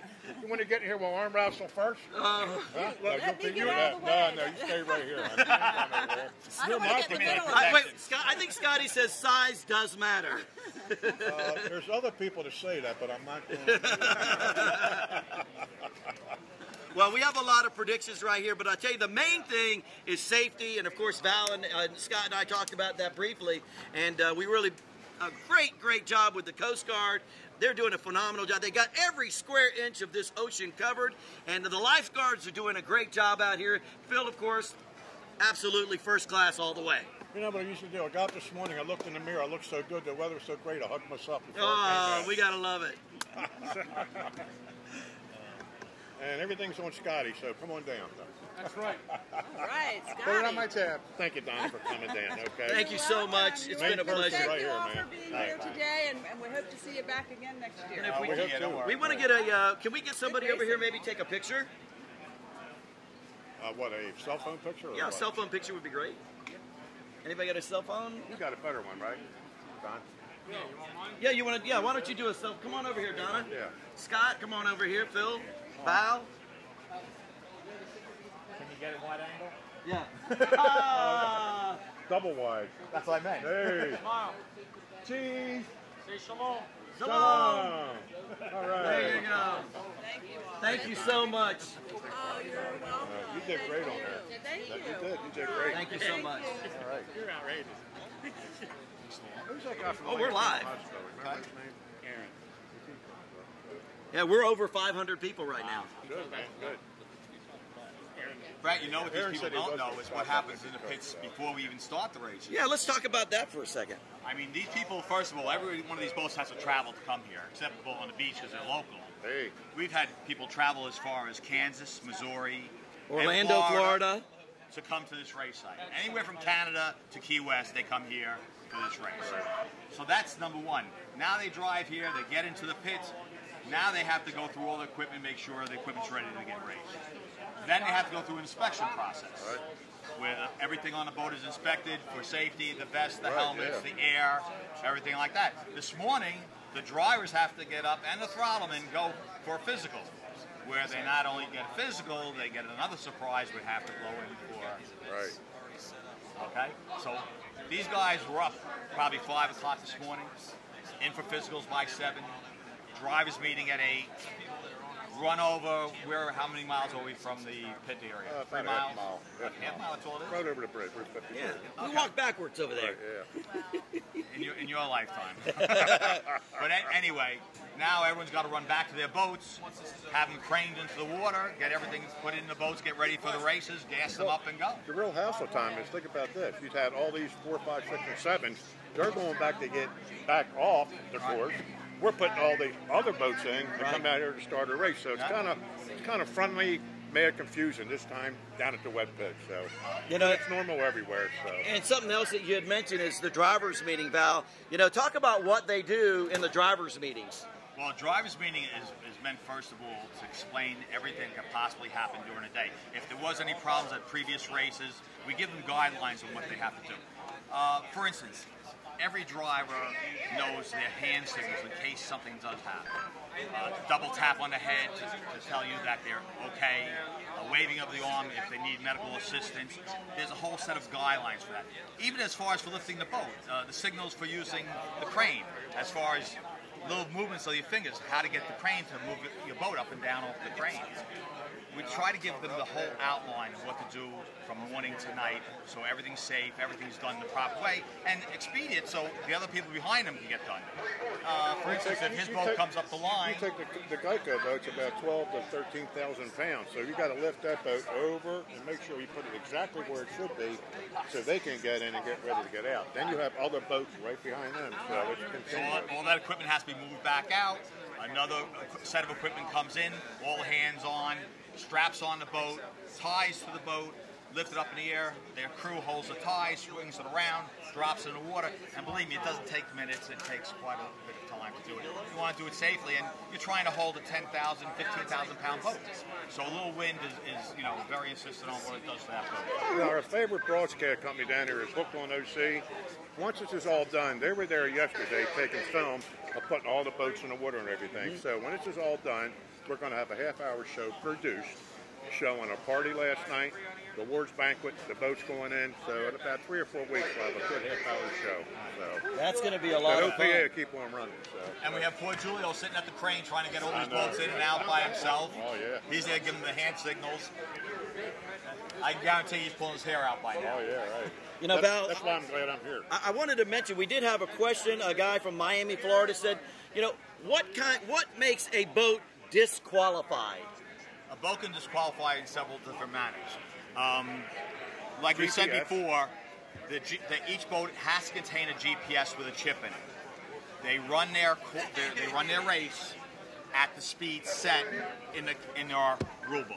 Okay, if they exceed that by more than 0.3 seconds 3 times during a race, they're automatically disqualified and go to the back of the pack. Right. That's just a starter. If a person was inebriated, he will not even be able to get into the boat. Right. And that's done by a breathalyzer in the morning. Right. So a person has to pass the physical in the morning, number one, to even get into the boat. Once he gets in the boat, he has to follow the guidelines going out here. In other words, we talked about going into a mill where your race boats circle around the pace boat. When they start bringing those boats up, even for that first practice lap, if one of those boats passes that pace boat, he's automatically disqualified. Right. They are never allowed to pass them. Even if he's doing 15 miles an hour, they have to stay behind him, and they have to give him 100 feet distance. Right. That's an automatic rule. And then again, cutting people in the turns, our rules are our start and finish is dead in front of us. So if we're going south, here's our first turns 1 and 2. You have to maintain your positions through those turns. So if you were given the 3rd position out of 5 boats, you stayed in the 3rd position going around turns 1 and 2 and have to maintain it until you hit that 2nd cushion. Then you can shoot to the inside, outside, or whatever you want to take. So you can be disqualified for that. There's other number of reasons why you can be, but those are the main reasons. Going over the speeds, not following the guidelines for the course, and not passing your physical. Now, we also had another question. Somebody from Russia asked, do you guys do the dunk test? Absolutely. Absolutely. Tell us a little bit about the dunk test, Val. Okay, well, we have our own dunker that comes in from Michigan. We have certified divers that take you into a pool area, and they'll put you into this, whatever you want, dunker, and they strap you in. They'll give you a steering wheel and flip you upside down. They then tell you to calmly, which is near impossible, excrete yourself from that and come out from under the boat and come up with the air on. Tap your head and tell them you're okay. Sounds like it's easy. Try going like we did. As long as you don't panic, it's very easy. The whole problem is panic. People tend to panic, especially the first time you use it, because you're not used to getting thrown upside down and being strapped into something. It's very simple guidelines. They strap you in, they flip you upside down. The first thing you do is you drop your steering wheel, you pull the steering wheel, it has spring clips on it, you drop it into the water. You then do a slow count, get your composure, you release, you usually have a lever on your chest, you pull over. Yes, sir. First thing you got to do is grab your oxygen, blow out in case there's any water in it. That's right. Then you put your oxygen on, then you're free to take your time. Then you unstrap, right? Well, normally when we do the dunk test, we have the oxygen on the people going in. Oh, okay, we just have it there. Gotcha. Okay. Yeah. Normally during the race, the oxygen is strapped to your chest for safety reasons. When we test them to begin, we give them the oxygen in their mouth before we flip them, so make sure they're able to breathe with it. They actually do a swim test first, a couple of laps of regular swimming. Then they do a couple of laps of towing. Right. Let's say I'm the driver. He's the throttle man. Well, my swim test, I have to get him on his back, swim all the way back to the end of the pool. My pool's 50 foot long. Last year they used that. Yeah. And 50 foot towing somebody, several it's not laps, easy. not just yet. Right. It's not that. You're going to be in pretty good shape. Yeah. So right, a free swim first for a couple laps, then towing another individual for a couple laps. Then they bring you to the pool and put you on oxygen just to make sure you can breathe out of it. Then they bring you to the dunker. So there's steps previous to that. The dunker itself, he asked about the dunker, but there's steps previous to that that you have to do. Right. So you can't swim, you're not going to the dunker. Yeah, it's very simple. Right. So, you know, you get to that dunker, you're upside down, you're trying to get your composure. Like I said, you release that latch after you pull your steering wheel. You come out from underneath, hand above your head, so make sure you're not hitting anything, come up. Usually a diver right next to you when you're doing this to make sure everything's okay. You tap your heads, telling the other divers you're okay, and you're done. That's fantastic. We had Cal Tomlinson from Ann Arbor, Michigan wants to know what's the earliest you could become an offshore racer? Right now, 18, 21?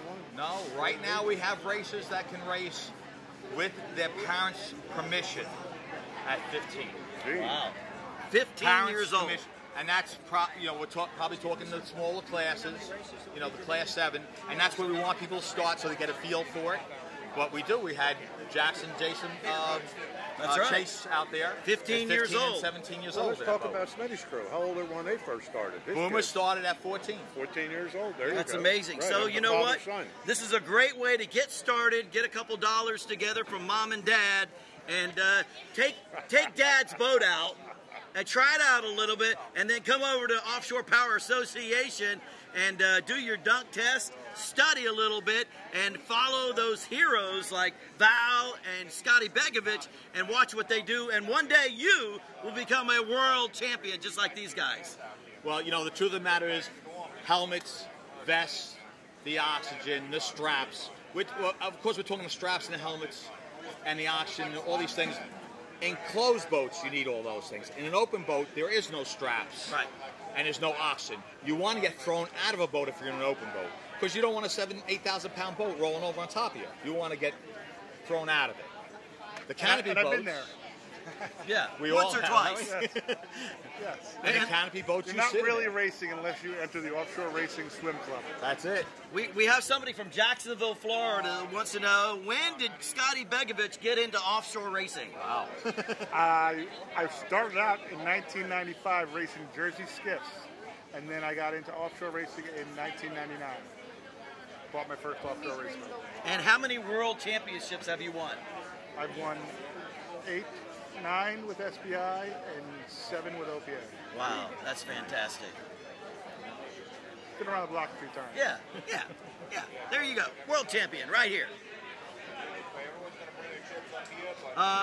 Okay, we have probably about, I would say 15 to 30 minutes. They're asking how long before the next race. About 15 to 30 minutes. So now is a good time to go get some refreshments, go to the restroom, go out and stretch your legs a little bit, and get ready for the next race. Because, Val, who do we got coming up next? Oh, Geico on the front.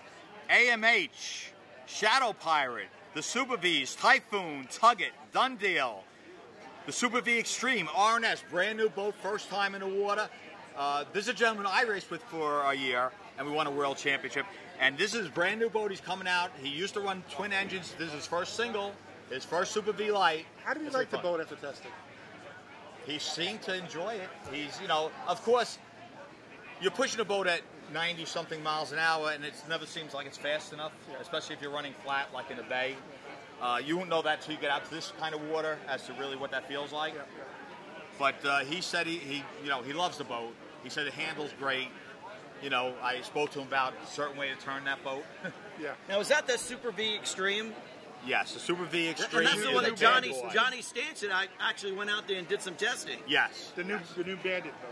Right, the new Bandit, the white Bad Boy. Bad Boy, I'm sorry. Bad Boy boat, and that's the one that Johnny got out there first. And for some reason, the front of it was a little bit too, I guess, it was sort of lifting out of the water, and he couldn't see, so they brought it back in, put a little bit of weight in the front, changed things around, and went out again and really enjoyed themselves. Those boats are known for that. They usually ride on the back of their pad.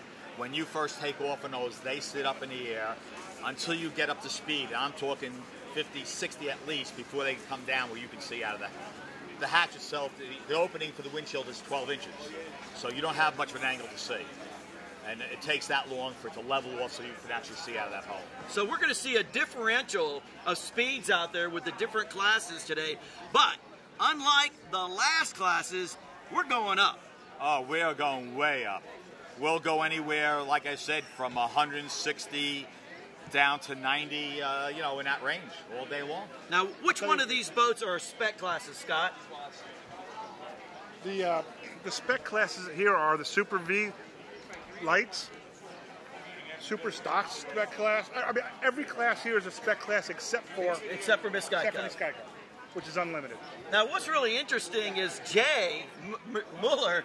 He's normally with WHM, and they threw him in Miss Geico just to have some fun today because, of course, you're just putting on a fantastic show for the crowd today. Correct. Yeah, and Jay's a consummate racer. He's been racing for as long as I can remember, and he's the kind of guy that I witnessed one day where he got out of a Class 7 boat with his one son, got out of a P2 catamaran with his other son, and then got into the WHM boat and raced that in the cat class. So this guy, all he does is race.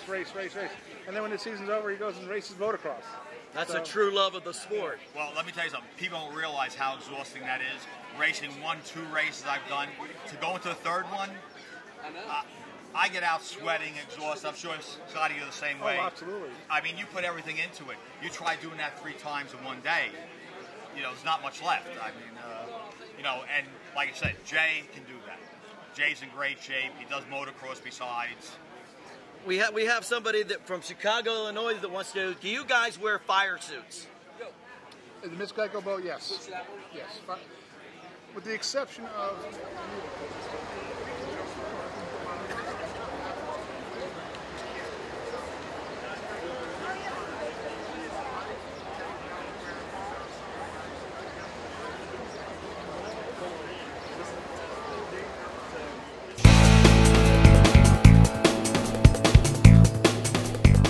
Located in the heart of West Ocean City, Crab Alley has it all. Spectacular view, casual and fun atmosphere, superior service, and a mouth-watering fresh local seafood combine to make Crab Alley a true favorite. Open daily at 11 a.m., full menu, indoors or out. Steamed crabs, all-you-can-eat feast, and a carry-out market. Lunch and the best happy hour food and drink specials. So please join us at Crab Alley, an unforgettable dining experience set in a familiar atmosphere. Hi, my name is Stephen Fun, and this is my wife. Hi, Marjorie Fun. And these are the Fun Kids. We vacation in Ocean City, Maryland, because this town has our name written all over it. Fun, family of 4, fun. We're the Funs, not the Borings. If you're looking for family fun, do what the Fun family does. Book a week in Ocean City, Maryland. Go to OCOcean.com and don't miss free events like Sunset Park Party Nights. The way healthcare services are delivered is changing, but Atlantic General's commitment to state-of-the-art medicine only grows stronger. Because financial support is crucial to bridging the gap between the cost of modern medicine and the growing health needs of our community, we ask you to join us by supporting our community investment campaign. Please join us and help bridge the funding gap for our families and for our community. To ensure that people of our community have access to the best possible healthcare. Thank you. Thank you. Thank you. Atlantic General Hospital.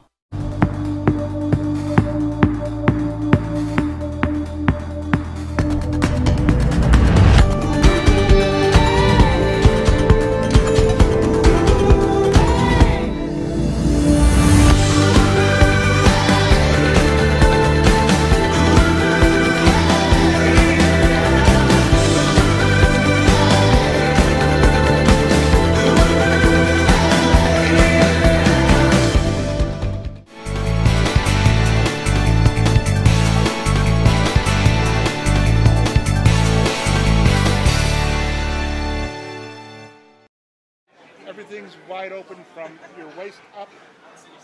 outdoors, no windshield, you're looking right into everything, and you don't get strapped into that boat because once again, if that boat goes over, you don't want to stay with the boat. You want to be thrown away from the boat. Right. And the capsule, you want to be strapped in. You want the capsule to protect you. You need capsules at the higher speeds because they're to protect you at a crash. Some more safety over feature. 105 mile an hour, it's required to have a capsule. Let's see, do we have any more questions? No more questions for right now. And we're about T-minus 20 to 25 minutes and counting for that new and exciting second race. Stand by. Offshore Power Association at its finest at Ocean City, Maryland. First stop of the Geico Triple Crown right here. What a beautiful day. Look at that water. It's just gorgeous. The hotter it gets, the more that haze is coming off here. Val and Scott, it's been a pleasure. I'll tell you what, we're excited. We're just getting started. So you guys stay tuned. We're going to have some fun coming up here in just a couple minutes. Staying on. Can I throw this in? Sure. I had spoke to that new RNS racing team I was talking about, the Super V Light, number 19. You'll see her in the next race. They wish to throw out some special tanks to Mike Beeler Equipment Services, Mike Natoli Custom Marine for his support, Sheet Metal Bill, and R&W Graphics. Without that, boat wouldn't be here. Those guys paid their way, fixed their boat, got it ready for today, and they want to thank them. They've been out of the sport probably for 5 years. So they bought the boat 3 years ago, I believe, and started rigging it and just got it ready. All these people helped support them, so I want to thank all the support from those people. And I can't wait to see them out here. I want to see how that boat moves. Yeah, and I'll tell you what, this sport is full of stories like that. I don't think there's a race team out here that does anything, on their own. Racers helping racers, local businesses helping local race teams, friends, family members, crew, are the crew members. It's it's a sport that takes a lot of people to get the boats to the course. And of course, another important factor is the sponsorships. Absolutely. Yeah, you cannot do it. Scotty, where would we be without sponsorship when we first got it from AMA? We wouldn't be. I would be racing my 24-foot Pantera and struggling to get to every race. That's how we met. We both had the same sponsor. It was great. We come from the same area, and we used to go out there just to have fun. And all of a sudden, someone came in by the name of John Hagen and said, "You guys are sick." Yep.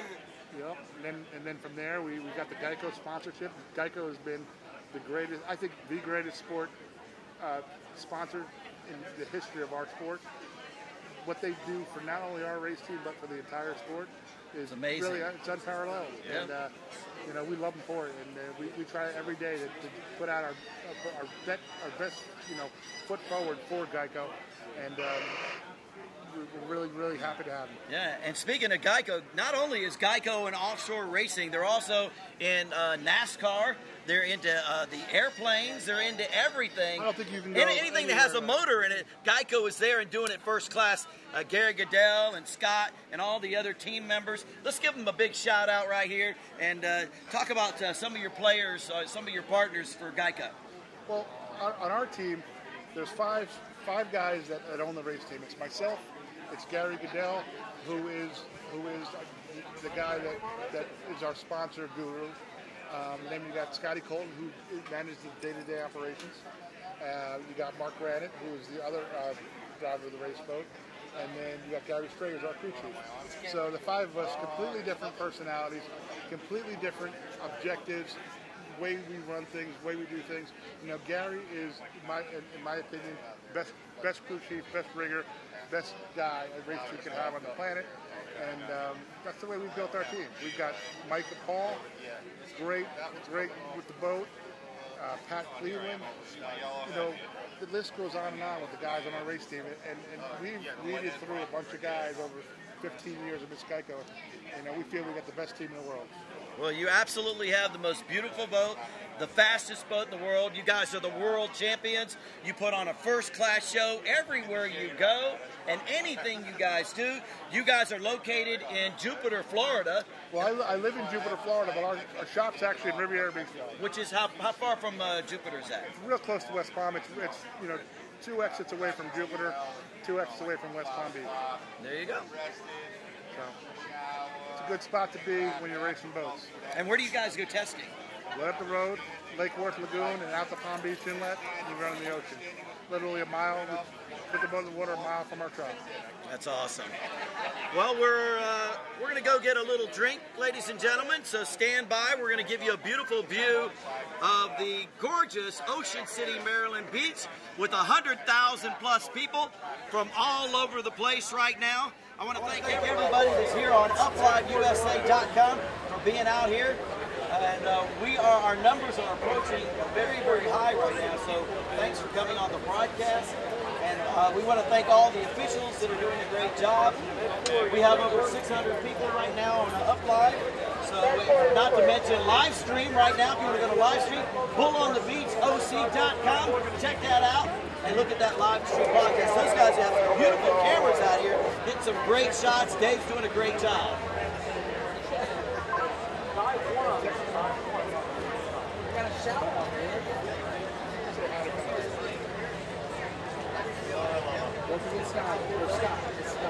Yes, Scotty too hottie.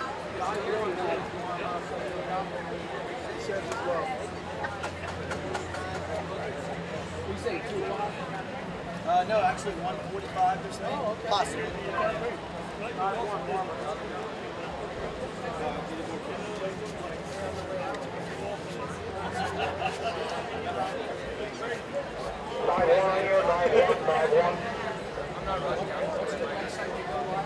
It is bullonthebeachoc.com.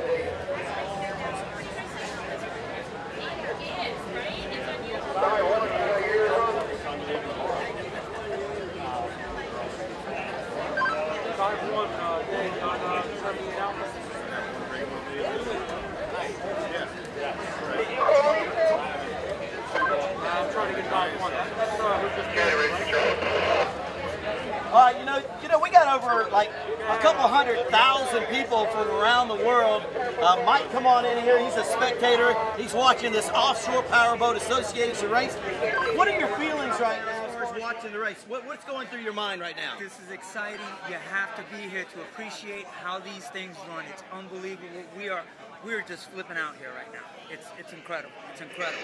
Are you excited about seeing Miss Geico and the AMH Motorsports race boat? We got the Shadow Pirate that's coming out here in a few minutes and talking about some incredible speeds that these guys are going to be maintaining right here on this liquid racetrack right in front of you, right here in Ocean City, Maryland. That is why we're here. That is why I'm standing here with you today, because this is going to be exciting. We're just flipping out, going crazy. The speed, the sound, it's incredible. It's incredible. Well, we're glad you came by here. Thanks for being on UpLive. Thanks for being on live stream right here at in an incredible race on a. I'm telling you, what a perfect picture day right here in Ocean City. Gotta love it. Thank you, brother. Appreciate you coming by. Thank you very much. Thank you. Great job, Mike. I'm telling you what, that's just one of the thousands and thousands of spectators that we have here. You know, we'd like to have Frank maybe come over and say a couple words. What do you think, Frank? You want to come over here for a second?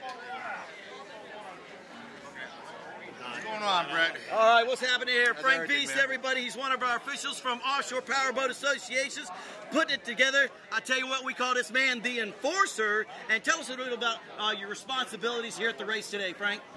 Well, my job is to make sure that all the Class 1 to Class 7 boats don't go over their speed. If they go over their speed by 1/100th of a mile an hour for a duration of 3 seconds, they get disqualified.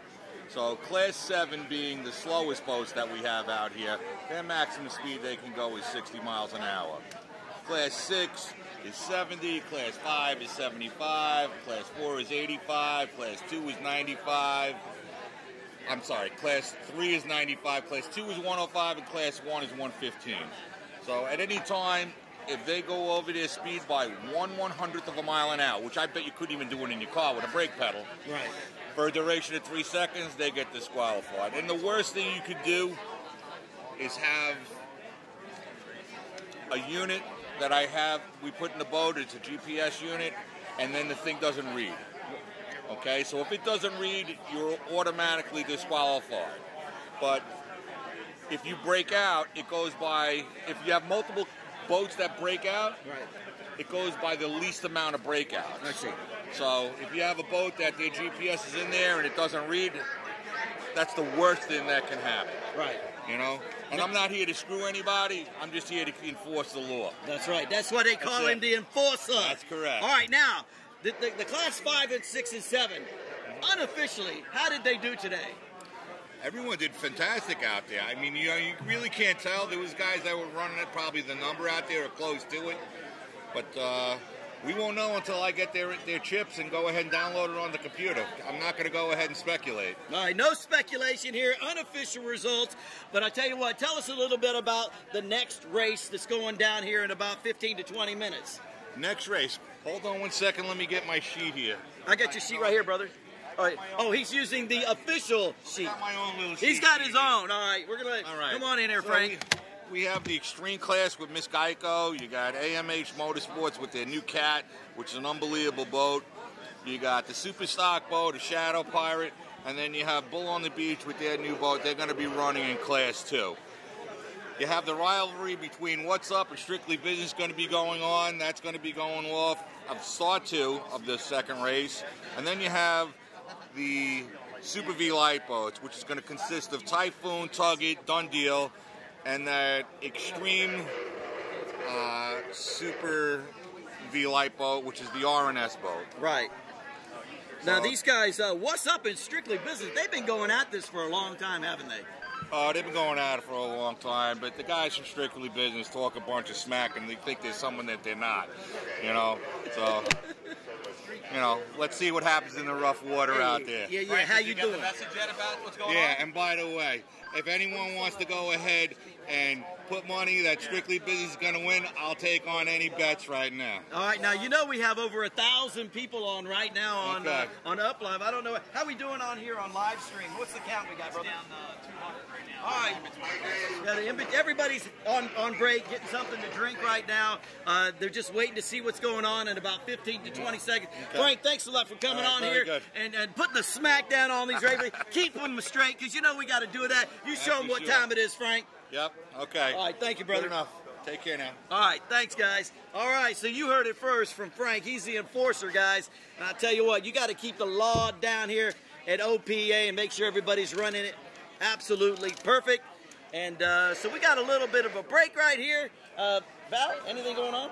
Well, like I told you before, that little dispute we have on the race course with Class 3, the V1 What's Up and the V6 Strictly Business. Let's put it like this: the Godfather will be the driver. Now that's amazing. You know, let's talk about the Godfather for a second. A lot of folks they don't know the guy, but he's a lot of fun. He's a crazy guy.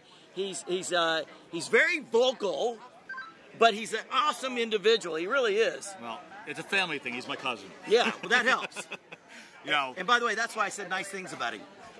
The guy's got a big heart. He's been out of racing for a while because he had to get a number of operations, wasn't feeling well. He's starting to recover pretty well now and wanted to get his feet wet. Smitty said, well, why don't you come out with me in the boat and we'll have a run today and see how it comes out. Well, I think it was more of a challenge. The challenge is to Louie and to Pop-Up, Johnny Stanch, not to Smitty. Right. Smitty and Augie know each other well enough to sit in that boat and shake hands the whole time.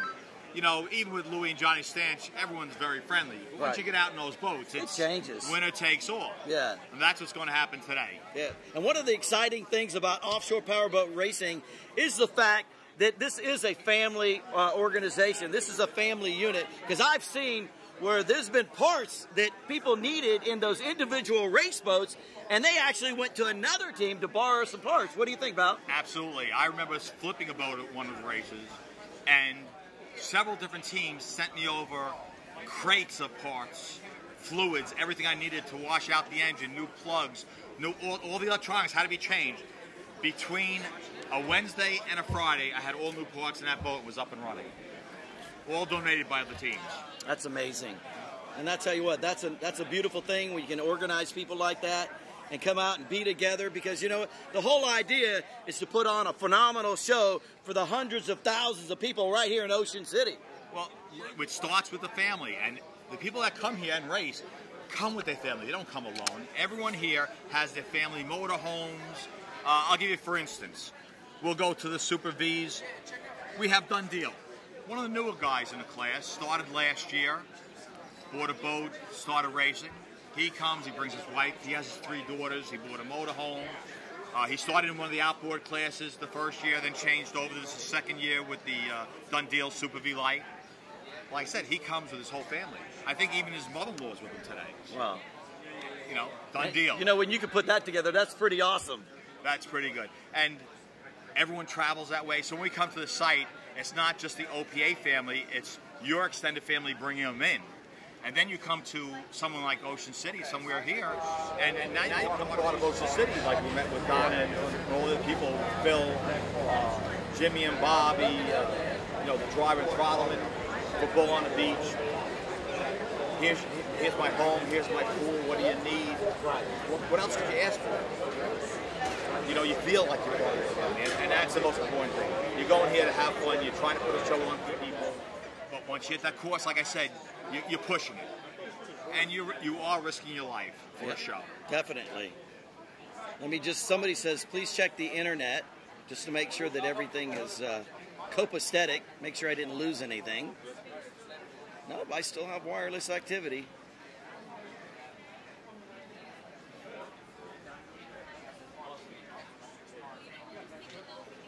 There we go. Let's punch it out here a little bit. So how's live stream going? It's on you right now. It's on me, huh? It's on Val and I. Well, we're excited to be here. Livestream doing an outstanding job. We're on break right now.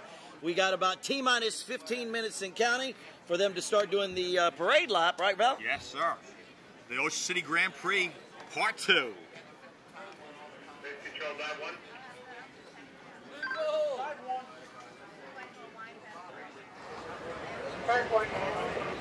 Dive one, go ahead. I'm actually listening for race control now to see actually what they're doing. Looks like they're starting to do it. Clear. All right, receive. Forehead, what's up, bro?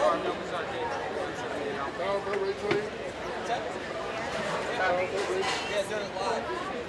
You know, I'm surprised the streaming you have reaches so many people all over the country. And there's that kind of interest. Like I said, Chicago, Illinois, what waterways they have in here that's close to Ocean City, like the ocean. Yeah, they say about 15 minutes. I wish those people could see this, actually be here and feel what it's like. Yeah, it's really cool because, you know, we're now approaching close to 1,000 people during the upload, and I'm talking about from all over the world. They get to see the Offshore Power Boat Association at its best. The biggest, the fastest boat racers. It's just amazing. You know, I got beach myself, and people are telling me I got calls from St. Clair, Michigan, people I know out there that race. Local Cleveland construction, all fans out there saying we couldn't make it, but we're rooting everybody on. People from Jersey, I know different teams that couldn't make it. They're all wondering what's going on here today. They're watching your live stream and saying, wow, this is the best we've seen so far. That's exciting. Well, give me just a second here. I'm going to have my man right here put that. One more time. Go ahead and put your URL. That would be awesome. Is he live right now? He's live on Uplive, so we're going to we're also going to change it over and also give a little bit of something to live stream to get a bigger audience and stuff. He's live right here too, Scott. You're live. Look. What's up? Are you update the internet? Behind the scenes. Just got a hug. I'm good. I'm good. Goodness. Gotta have fun, right? Mm-hmm.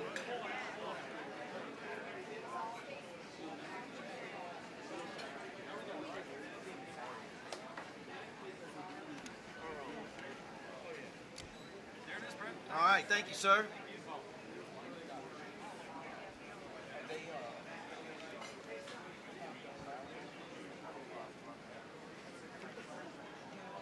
Yeah, we apologize, folks, that sometimes it's going in and out with the connectivity because obviously when you have a couple 100,000 people that are on the beach, everybody's sucking up that data, so just bear with us here. Are you on the swing Radio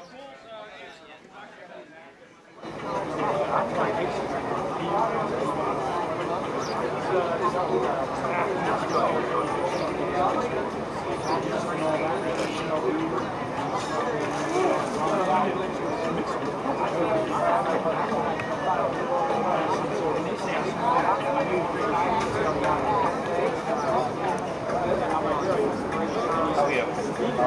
need 1 Caesar with balsamic raspberry, all right? And I guess I'll have a plain Jane. And the grilled shrimp, they don't have like the feet and everything on it, do they? Okay, yeah, I don't want the feet and tails on it. Yeah, okay, good. All right, so I'll have it with the grilled shrimp, okay? And once, I guess I'll have ranch. All right?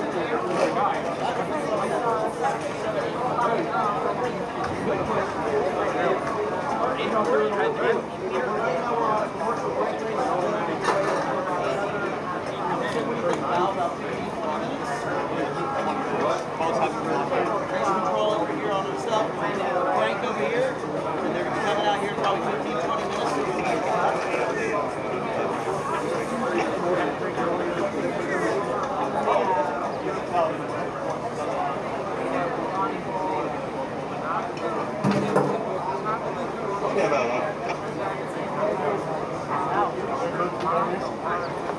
Next race is $10.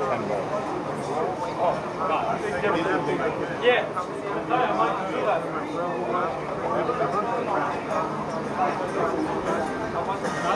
Coming out still? Yeah, Ron. Not like that. Are you kidding? Yeah, Julio's giving me info. They're on the way out now. I'll eat it, but I got to keep it out of my hands to grab, you know what I mean?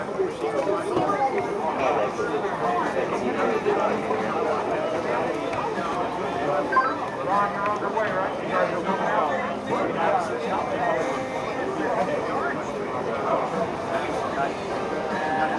Baseball 1, you guys are on the way out?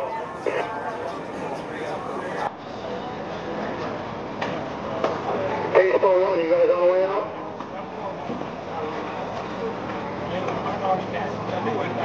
Yeah,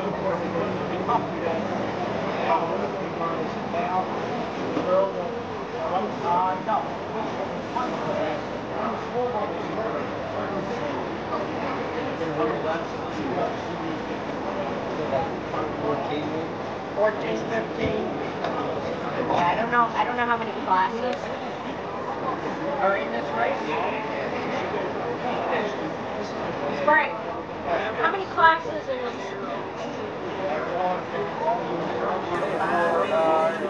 6 classes. 6. How many laps? Everybody different?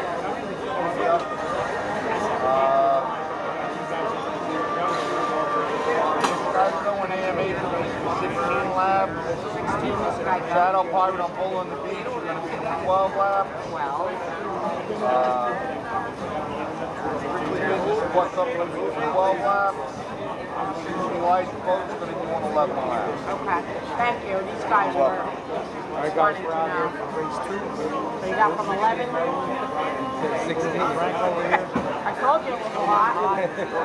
Son, beautiful day on the beach here.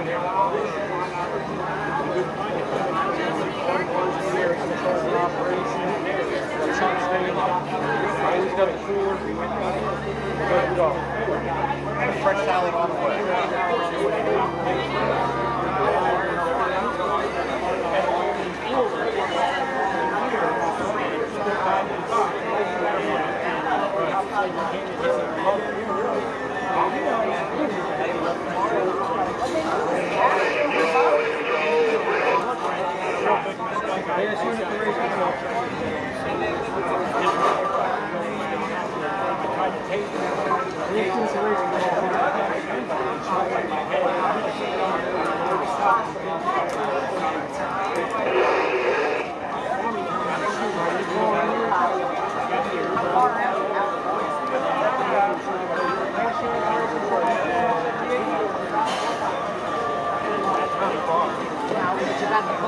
Depends on your car.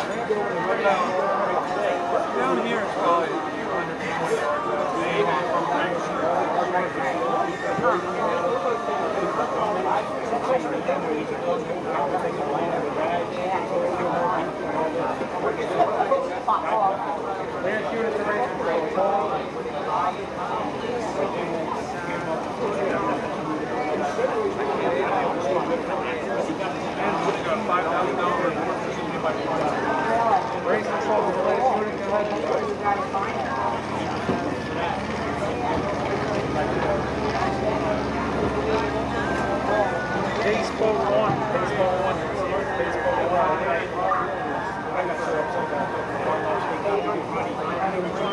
Alright, are you on the way out?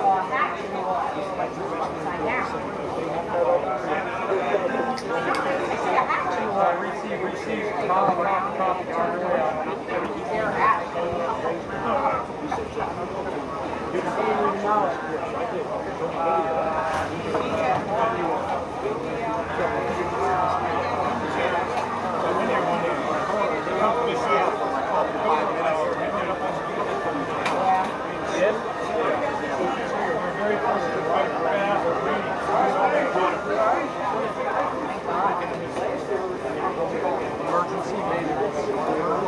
He was going down, he didn't want to sink, so he ran it right up on the beach.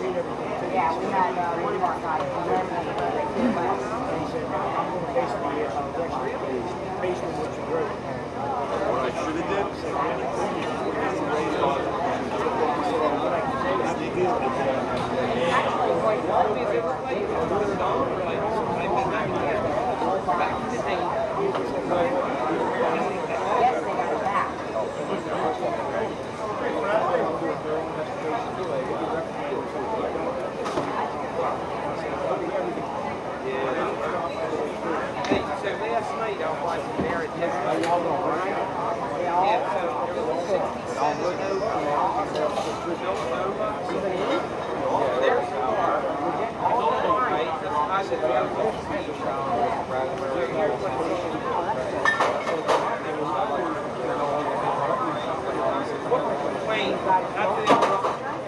So last night, real quick, I gotta go home. Barrett Jackson, 67. I gotta go to one across the She's old, right? I think so. She had been sick. Go to the next picture. That's what it's called. So at least Timmy's got to work on the boat, and I'll be in Brick, that I don't have to go home and come back.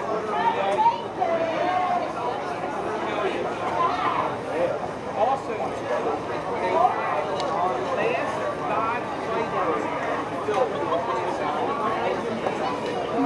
okay, and the Dodge Demon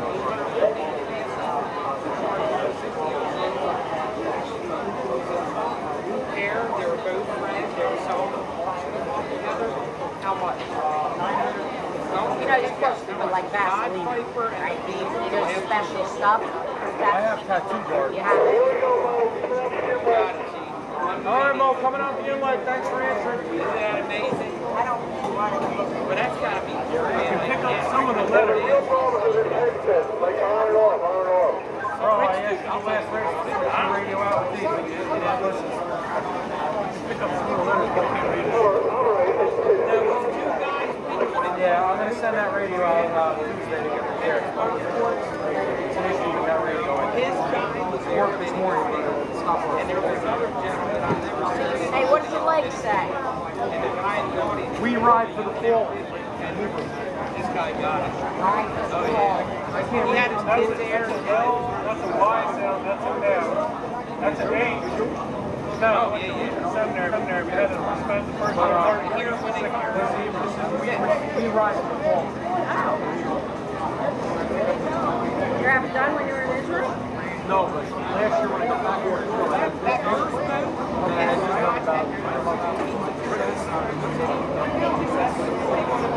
first when I went to my guy, I gave him what I wanted. He didn't know I wanted to go. So I went back to the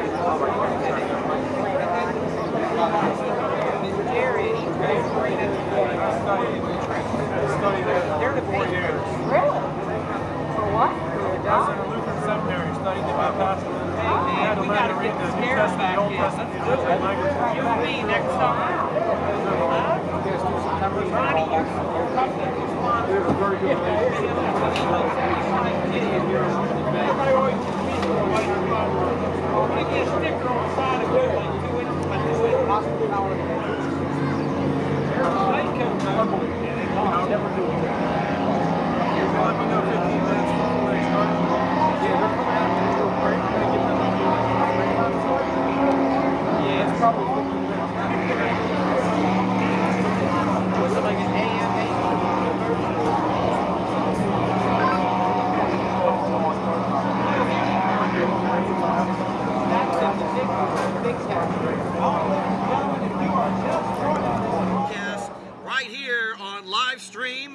make sure that you are going and watching either Up Live or live stream. If you're on Up Live, if you need to, go to bullonthebeachoc.com and watch it right there. And I tell you what, these guys are doing an absolutely fantastic job. Right now, the biggest, the baddest, the fastest boats in Offshore Powerboat Association are on Ocean City, Maryland Beach. Hundreds of thousands of people watching this first race of the season at the Triple Crown race. We are excited. They're getting ready to do a pace lap. And Val, tell us what's going on. Well, right now the boats have just come out of the inlet. They're going down to their positions where they will mill and be brought up by their pace boat to do their parade lap. I'm looking at the back side there. I see the Bull on the Beach. I see What's Up. AMH is dead over there, and Geico's way up in the front there. They'll go down that mile, make their turn, sit, and wait for their pace boat to bring them around. These are going to be the big bad boys. What's Up? And she's got some rooster tail going on her.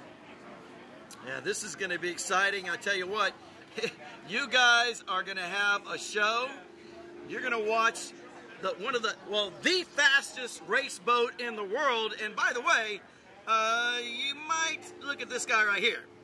Ladies and gentlemen, Mr. Scotty Begovich from Geico Offshore Racing. It's got to be a proud day to be out here to watch your baby fly by at 170 miles an hour. It's going to be awesome. I was just telling you before, this is the first time in the 16 years that we've been sponsored by Geico that I'm actually sitting on the beach watching my boat run and not running the boat. So it's kind of exciting. Would you like a drink? Can we get you some grapes? We got you. Somebody fanning. Well, we got Typhoon coming out and Strictly Business, 35-foot fountain with Louie and Johnny Stanchion there. That's them sitting in the back there. So on the turn 4, ladies and gentlemen, is the milling area. And Scott, tell us a little bit about what these guys are thinking right now, right before that race. Well, you're thinking about...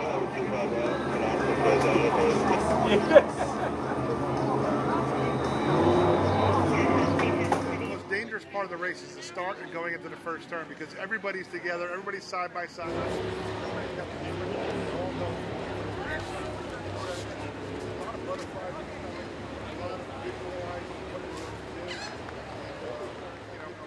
As soon as that green flag drops, the butterflies go away, and then it's game on. It is going to be game on. I tell you, we have a variance of speeds that's going to be out on the different classifications. Let's go ahead and talk to our folks right here and tell them what kind of variations and classifications that we have. Okay, well, because we have the different classes up on the board coming up, we have unlimited classes that have no speed limits. We're talking about with the Geico scenario, and we're talking about a Class 1 boat, which has a max of 115, a Class 2, which is a max of 105, and a Class 3 with a max of 95. But this water is very conducive to fast water, to fast speed today. These guys are going to lay it out. You can see it just by the first race that's happening, and it hasn't gotten any rougher since this morning. Normally it picks up in the afternoon. I have not seen that A little bit of a swell, which is going to make for some nice air shots. The people on the beach are going to love it. You know, if you were down on the beach, you hear a lot. You'll hear some whoa, you know, from the crowd. But it's fast water. This is the most, to me, this is the most dangerous water to run in because you can get going really fast in this type of water, and then you got that big one that comes out of nowhere. When it's rough, you know it's rough. You back it down. When it's calm flat, you know it's calm flat. You just lay it all out. This is like that in between where you can lay it out, and all of a sudden a big set comes through.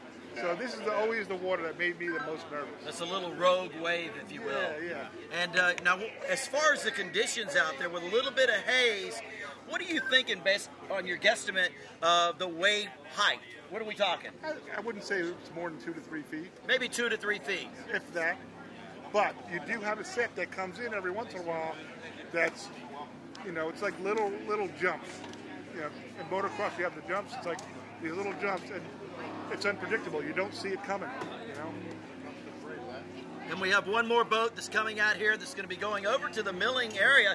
Tell us a little bit about that brand new boat that's coming over there. Did you save us VIP seats up here? That's what we were talking about before. That's that new Super VX. That's a bad boy 32-footer with a 525 open engine, which means it really has more than horsepower. Brand new, first time on a race course. They were practicing with it yesterday. They were happy with it. These things take a year to 2 years to chime in to get the top speed out of them. I know I've been there, and that's what it takes. They're going to push it. We already have the pace boat bringing the boats out. Going to take them on a little course here. Let's see what we have in the front here. It looks like Tug It. That's a Super V Light Tug It. Oh, and who's pulling up? They must be talking to you, Phil, because there's Bull on the Beach. Never heard of that Then before. in front of you. So we talked about this before, but the reason we do a pace lap is so the racers can get acclimated to the course and the water conditions. It's for safety. They get to feel the boat, the way it's handling its water, and they get to see the course one time before the start of the race. And like you said, the first set of turns really takes the air out of you. In this course, you know when you turn out east what happens. You launch. Yeah. So you have to be very careful going through the first turn to the second turn. That's, if anything happens, that's the main place will happen. Well, this is getting exciting. You can hear the difference between the first couple of groups that went through before versus what we got right now, Val. Well, the horsepower is a lot more. The speed is going to be a lot higher. Can't wait to see them run. Like I said, the Super V Lights have a big fight going on between them. We have that scenario I talked about with What's Up in Strictly Business, with Augie the Godfather driving. First time in 10 years behind the wheel of a boat. That's awesome. Augie's a great guy, does a lot for the sport, and just a joy to be around at all times. And yeah, I'm so happy he's in the boat today. Well, kudos goes to Boomer for giving up his seat today. Yes. He really, and politely, by the way. Right. And he did a great job in the other boat. Let me tell you something. Yes. He got a ride. That was awesome. Yeah, he took that not guilty for a ride today. Him and Rob Merck pushed that boat, did a great job with it. I thought they did a fantastic job. They came in second, but they lost to the top team in the sport. Smith Brothers has been on top of their game for years. Oh, yeah. And they were down on the water for about spectacular. And kudos to them, by the way, for coming back. They almost came all the way back. And putting on a great show. Now, you can see how exciting it is. We could see the hundreds of thousands of people right here in Ocean City that are now standing up and getting ready, because you can see the lifeguards that are pulling everybody out of that water because they're getting ready for some high-speed action on this liquid racetrack right now. Well, I'll tell you, all the race cruises I've been on, I've never heard before of them removing people from the surf. This is the first. Kudos to, my God, to Ocean. Oh my God, to Ocean City. Unbelievable. They did some job here. And the Beach Patrol, the police, so everybody has been spectacular. I mean, they've set up such a system here, made it so clean and easy for everything to occur. Yeah, it's amazing. It really is. You can hear the whistle, the lifeguards waving red flags, getting everybody out of the water. Once everything's clear, we'll get the green flag for the race. That's right. They're clearing the course. We hear them doing that. We hear, like you said, the Coast Guard, they're waving with the bands and stuff, the orange bands, making people out of the surf. They will not start the race until we get a clear from race control. All right, ladies and gentlemen, this is it. This is what we've been waiting for. This is the main event right here at the Ocean City race. It's going to be high-power action. Val, let's go through one more time right before the race. Let's tell us all who's participating in these races. Okay, that Miss Geico with the driver Jay Muller and Throttleman Steve Curtis in a 47-foot victory with twin 1650 horsepowers. That thing is killer. I can't wait to see her run by us. The Super Cat, AMH Motorsports, that brand new boat with Aaron Hope and Anthony Smith. That's a 38-foot skater with about 800 horsepower per side. Another boat, she'll be pushing well into the 130s, 140s. Unbelievable. Shadow Pirate, now that's an outboard cat, twin 300s. World champion last year, national champion last year in both divisions, SBI and OPA. Hall of Champions inductees. That's right. Hall champion inductees with twin 300s on the back of that. They'll be pushing down the course. Those Super V Lights. Typhoon, a black hull. Tug It, a dark hull with silver on it. Done Deal, an orange hull. And the RNS with the Super V Extreme is the white hull. See if I can see him starting. Those boats are going to have a fun time racing each other. They all have the same motors. They have to have the same approximate weight, the same drives. So they're very limited to what they can do except pushing each other around the course. Oh, It's going to be a war. I'm telling you what, that first turn is going to be absolutely out of control. John, come on over here for just a second. Phil, I'm sorry, Phil. Phil, come on over here. Yeah, that's right. Phil, I tell you what, this is a guy that's been putting it all together. How exciting is this to see the fastest race boats right there on that liquid racetrack getting ready to put the hammer down right here in Ocean City? I'm ready. I'm so excited. In fact, I can actually sit and rest now because we had a big week getting this all together. And the day's the day, beautiful weather, boats are running great. I can actually relax like Scotty is right now and watch a race. Well, you said a big Cheer my week. team on. I know you've been working on it for months and months. 3 months, so. yeah, right. It's a lot. If you ever put a race together, it's a lot involved, man. And good thing I got the blessing of Ocean City, and they really... You did a great job, but you really did. Well, Ocean City has had the open arms. I'm telling you what, all of the restaurants and everybody here have been absolutely amazing, welcoming all the people from all over the world coming out here to Ocean City. We have literally hundreds of thousands of people standing up right now, getting ready to see those fast boats come by at supersonic speeds. It's about to get real. I'm ready right now, man. I can't wait till they start. Matter of fact, Phil, let's you and I run down the beach and do a mile. Let's go, right. Well, I guarantee you, the ones that aren't standing, when they hear those motors come down the beach, they'll be standing there screaming. Right, yeah. That's going to happen real soon. No way you're going to be laying down and not watch this race. You got to stand up and cheer them on. So. They are certainly doing that. You know, all the incredible race boats, people, all these incredible racers coming from all over the country to be right here at this beautiful race right here in Ocean City, Maryland. And remember, it's not a race until you get race boats. That's right. We wait for this day. I mean, it ain't a race. Everybody gets together and says, all right, here we go, ladies and gentlemen. What people are going to see now is millions of dollars of equipment running down the water, beating itself up. Yeah. All right, if you'll look over to the left-hand side, folks, here we go. We have a start. Race control is confirmed.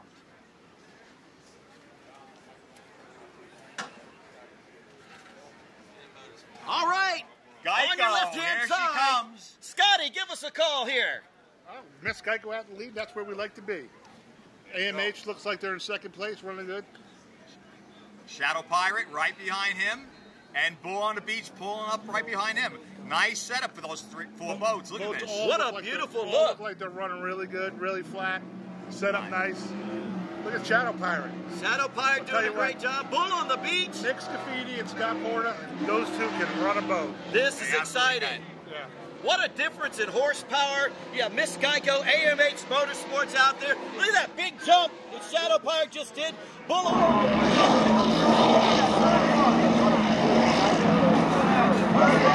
spectacular. Okay, here come those Super V lights. This is the race you got. I told you have to watch This is going to be a great race. Look, here it is right here. Are neck and neck. Looks like Tuggett in the front there. Randy's never this far back in the start. Oh, and there's what's up. What's Look up? where Louis is. Louis! They already have a couple yards on Louis. Yeah. And they're pushing. Done deal in second place. Yes. The Godfather keeping it real. Right on. Typhoon third in Super V Light right now.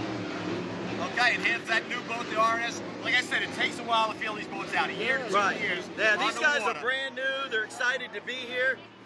A lot of these guys that just want to feel out the equipment and make sure that everything is running right. And, you know, maybe turn up a little bit of horsepower once they get used to that weather and those ocean waves. Look at that down the end of the course now. Bull on the Beach is really pulling hard, going down that straightaway. Yeah, they got that thing dialed in. Beautiful. Running really A nice. nice turn by turn 3 on Bull on the Beach. Ooh, Tuggett with Britt Lilly. And Kevin Smith is pulling away from the rest of the pack there. I'm telling you, I saw those guys run in Cocoa Beach in the rough, and that was an unbelievable race to watch. They were just running that boat ridiculous. Now, Val, give us some details as far as who's doing how many laps here. Okay, on our Super V lights, we have 11 laps, which is about 40 miles. Our extremes out there will be doing 16 laps. So the smaller boats will be doing 11, the bigger boats will be doing 16 laps. Beautiful. I'm going to make an attempt at actually counting this thing. Okay, Scotty's going to make an attempt to count the laps. That's what this is. I couldn't count when I was in the boat, so maybe I can count when I'm watching. There we go. Okay, we're going to have some fun here, and we're going to test him afterwards. It's done. Oh, Geico has stretched out the lead extremely. Coming to mid-center right here, showtime is Miss Geico, that beautiful boat. world famous, of course, with Jay and Steve Curtis just doing an absolute, this is like a field day for these guys. Oh, absolutely. I couldn't ask for two better guys to have in our boat. Awesome racers, awesome guys. And right behind them, the AMH Motorsports with none other than Anthony Smith and yours truly, Aaron Hope, also looking really good right now. That boat looks like it's balanced perfectly, running great. Really nice job. Really nice job. Taking that turn number 1. Hey, big shout out to a lot of the team that have done a phenomenal job. We're so excited to be up here all the way from Malabar, Florida. They've done a great job. Hey, what's this boat coming by? Bull on the Beach. Bull on the Beach in third place right now. They look great. They look like they're dialed in. Nice, smooth, nice and right? level. Oh, yeah. Yeah, that boat is running beautiful. You can always tell if a boat is set up right when they get air like that and they're level. The bow doesn't go up. It sounds really good. Sounds really good. Look at what's up. Nice. What's up coming down here? What's up? What's up? You know, Augie's probably eating a salami sandwich in there right now. Right. Call Louie up and say, where are you? Look at Tuggett coming down here. Yeah, they're running that boat. And here comes Typhoon. Typhoon's... Actually, Typhoon looks like they're going to pass by Shadow Pirate. Yep. Oh, nice little leap out of the air. Oh, big air. Big air by Typhoon. Coming on the outside, approaching turn number 1. Typhoon on the outside, Shadow Pirate on the inside. Louie just taking it easy. I don't see RNS racing. They must have broke something. No, that's them right here, coming down there.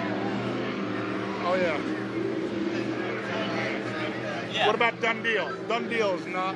They must be down there. They have not come by. Yeah, I haven't seen Dundeel yet. There's RNS racing. Yeah. Dundeel must have broke somewhere on the backside of the course because they're... RNS Racing now coming through mid-center. That start-finish line, now crossing it. Looking nice and smooth, aren't they, Scott? Yeah, they'll get faster and faster and faster with each lap. They're just, like I said, it's their first time racing the boat.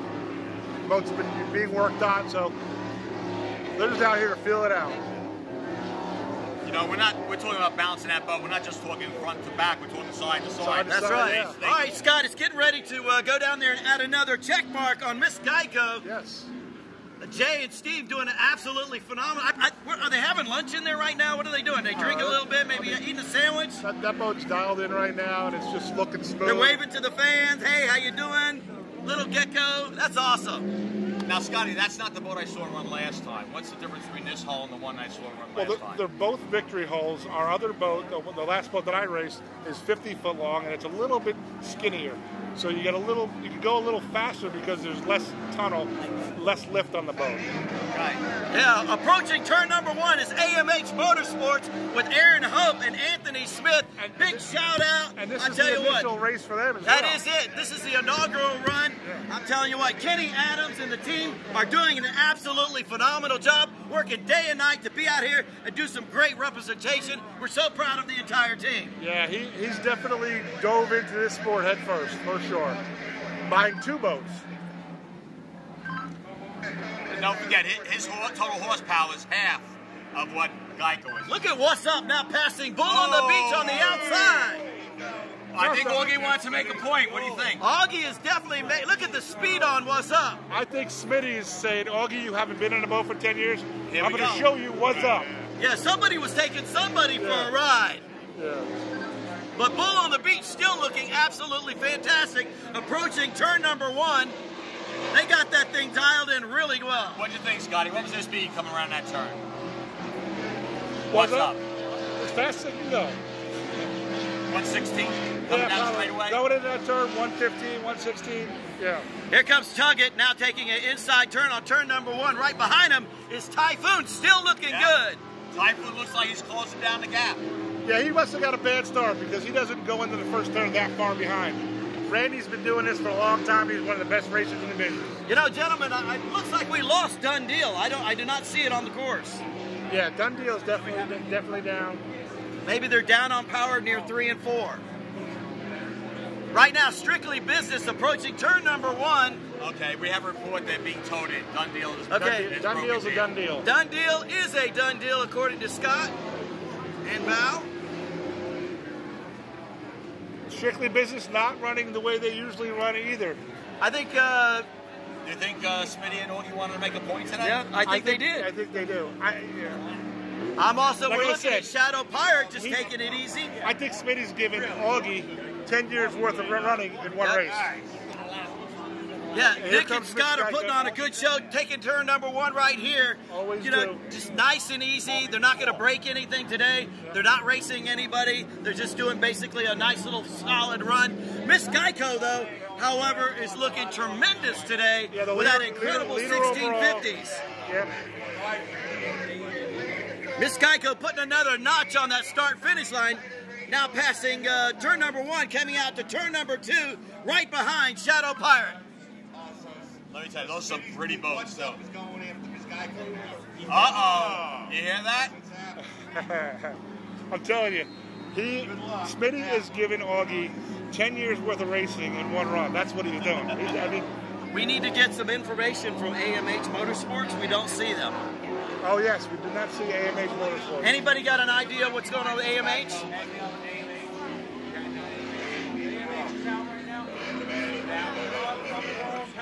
Under their own power, but down. And here comes Was Up. Smitty's running this boat like it was a world championship with Augie. That boat looks great. That boat looks fast. It looks balanced. You can't look better than that. I mean, that's it. Don't forget, that's 525s in there. Pushing that thing to 115 miles an hour right now. Yeah, that boat is looking good. And Smitty evidently is getting a rare chance to throttle his own boat. He's usually driving it. Yeah, Anthony's normally the throttleman in that boat. God, I can't believe how well they're running. Well, look at the speeds on Tuggett, really coming through. Tuggett's, they're running that boat like it. They're running like they stole it. Bull on the Beach looking really good right now. Here comes Bull on the Beach. And we have, of course, we have a report that AMH Motorsports is down on power. They are in their own power, though. They're coming in their own power, so that's good. Okay, the big guys are running lap 4 right now, and the Super Vs and the smaller boats, they're finishing their third lap. I don't know, is Typhoon gaining? No. Doesn't look like he's gaining. No. He's not losing, but he's not gaining. The last time he looked like he gained, this one he looked like he lost a little. Just finishing up lap 3.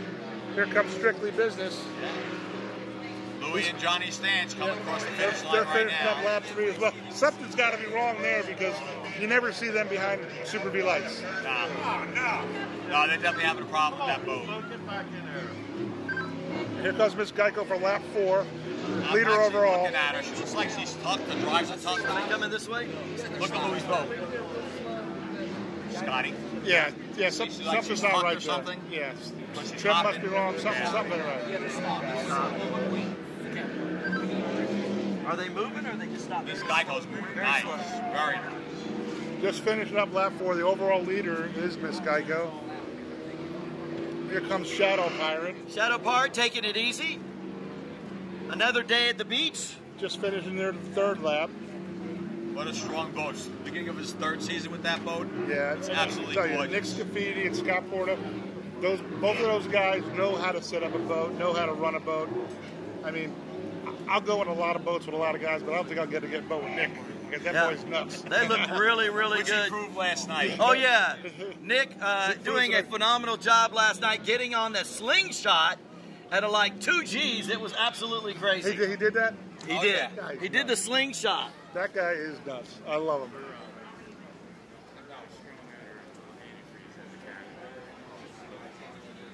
Here comes What's Up again. Here comes What's Up, doing a great job. Beautiful, flying level. A lot of power, Scott. Yeah. Yeah, they're running second overall right now. And out there, look at that. I mean, that boat's flying nice. RNS Racing still looking good. Putting on a really good show for the folks on the beach today, right here at Ocean City Grand Prix. This is the first step and first stop of the Triple Crown. Well, it looks like they've learned to balance the boat out for their run. They're staying in the water. You can't go fish if you're not in the water. Yeah. Yeah, they'll get it. They'll get it. And here comes Tuggett. Tuggett is running that boat like nobody's business. I mean, these guys, like I said, they impressed me in Cocoa Beach. and they're just as impressive now. They got the boat dialed in, and they run hard.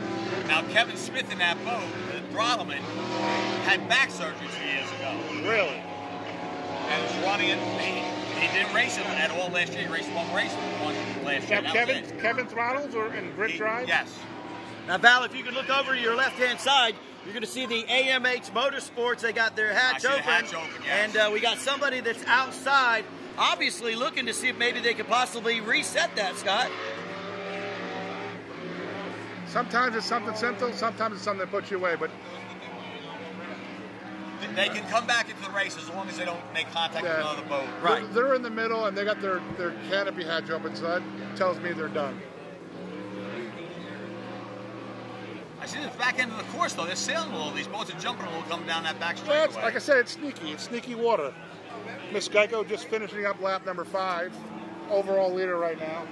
Strictly Business right behind him. Yep, Strictly Business. They're finishing up their 4th lap right now. And Was Up, he's fell off the cliff pace. Something happened with Was Up because... Not one, no. Typhoon. Now, Typhoon's a little not a hazy problem. out here. Yeah, a little bit hazy. Big Big air, jump, big air by Typhoon. Miss Geico now approaching turn 2 with that beautiful Victory Hull, that 47-foot boat with those twin 1650s. Just as another day at the beach for Miss Geico. Typhoon either lost his tabs. Yeah, something happened there because he slowed it down considerably. Yeah. Or maybe he just like, heck with it, I'm not going to break my boat trying to catch bothered it. again. Oh yeah, he's got something going on there, yeah. It almost looks like a tab's hanging off. Yeah. And here comes Was Up. Here comes Was Up. Oh, now passing Shadow Pirate. Shadow Pirate not really here to prove anything except they just want to have a good time, don't break anything, and then complete the laps that they got to do, right, Val? Get their points. Was Up, finishing his 5th lap. Well, you know, it's funny because you're sitting in a Shadow Pirate, you don't hear the noise like you hear with these big engines. You hear the outboards. You hear, that's it. What a different world. Yeah, they're just out for He can Sunday still do drive. 120 miles an hour. Oh, of course. It looked like he started out hot to get to feel the boat, feel the water, do a little testing, and now he's just out for a Sunday drive. Yeah. Yeah, once he knew he had the course, he just took it easy. Oh, someone just took a big hop coming down that back straightaway. Another one. Tuggett Looks like Tuggett. Tuggett is flying. They are not messing Tuggett around. is flying through the water. I think they're trying to they're trying to pass that RNS They're Racing. Maryland boys putting on a show for Maryland. And they're putting on a great show for all the folks right here in Ocean City. Looks like they're getting ready. They're taking that inside street right through just to pass that RNS Racing number 19, which is still looking really beautiful right now. If he had a regular like the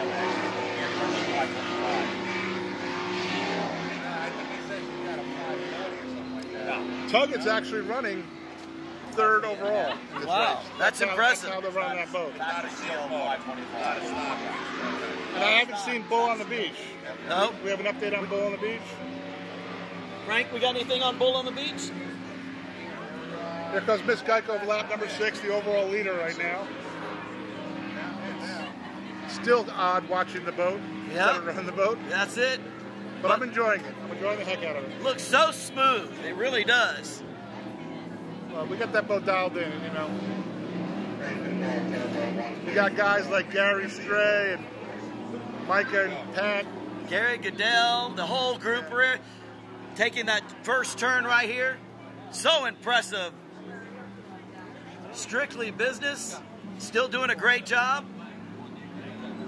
The fans are loving it. Look at all the people that are standing up right here in Ocean City. Nice jump. Yeah, that's what I was talking about. That's that set of rollers that comes out of nowhere. Let's see how he makes out in that turn. That's a real show.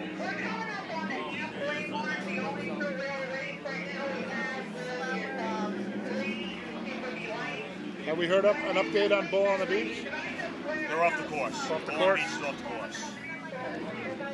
Oh, look at this. Oh, my God. What's up? easy 115, 120 miles an hour coming that straightaway. He hasn't And backed looking off for a absolutely second. beautiful. Boat's running great. This will be lapped. I guarantee they'll lap before the end of the race. I think after what happened in Lake of the Ozarks, where everything went south, he's coming back to say, hey, I'm still here. Typhoon, definitely something going on with Typhoon. Oh, yeah. Major technical difficulties on Typhoon. Just finishing up lap number 5 for Typhoon. Was up lap number 6. You know, what the viewers don't understand is how many things can possibly happen with these boats on the race course. Who's winning? Miss Geico's first overall. I You're live, by the way. Oh, that's a lovely No, outing. you're on camera. You're on camera and you're live on upstream. I'm sorry. Well, I'm one of your fans. Oh, good. You can be a fan. We're loving it. How are you having a good time? Oh, I am.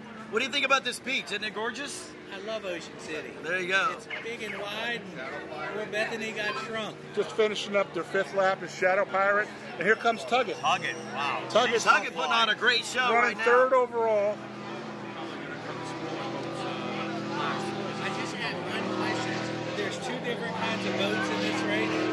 4 different kinds. Right. Yeah. Unfortunately, AMH Motorsports is down right now. They're right there. They're just circling. Yeah, that's the boat right there. I was just talking to race control, and they said they may cut the laps on the smaller boats due to the lack of visibility on the north end of the course. There might be some fog rolling in. Yeah, big fog. As Miss Geico, the overall leader, they're just finishing up lap number 8 right now. So they're at the halfway point. And settled in nicely. RNS Racing still out there. You know, they're just going and going and going, and you know, they're running a solid 3rd. Typhoon's not doing well. You know, they could end up with a podium finish. They probably will. Here, jump in here, Val. Let's do a little picture real quick.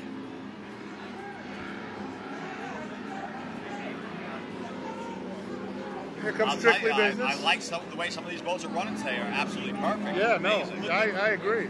Smitty and Smitty looking good. about to be lapped. He did something because Smitty was a lot closer to him last lap. Tell Johnny Sam to get his shine box out.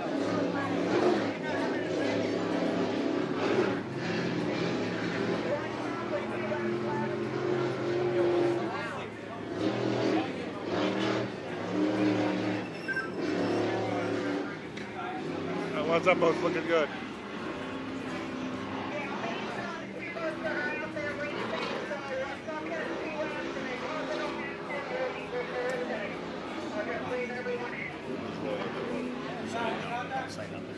Yeah, I know. 2 laps to hold. What's up and plug it, I think it is, and then they're going to fall. Okay. Something happened. Louis now found something. Whatever the gremlin was that Louis had, the gremlin's gone because he's running good. Yeah, I think he sees someone in his rearview mirror is what he sees.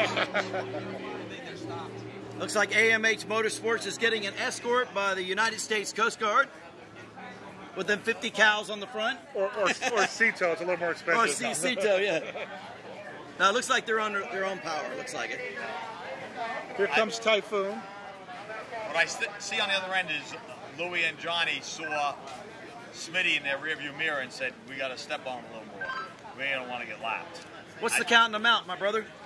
Miss Geico's finished 8 laps. We're close to the end. We only have about 2 laps left. Oh, fantastic. Awesome. Typhoon still coming through here. Yeah, he's definitely got a problem.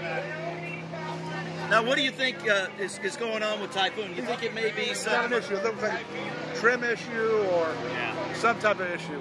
Because he's not, because Tuggett's getting ready to lap him. Oh, yeah. Without your trim, your drive setup, you're useless out there. You just bob all over the place, you shoot all over, you can't stay in the water. You know, as opposed to someone who's running nice and level, like look at Nick here, he's running down here, everything's nice and smooth. The other boat's bobbing up and down, nose going all over the place.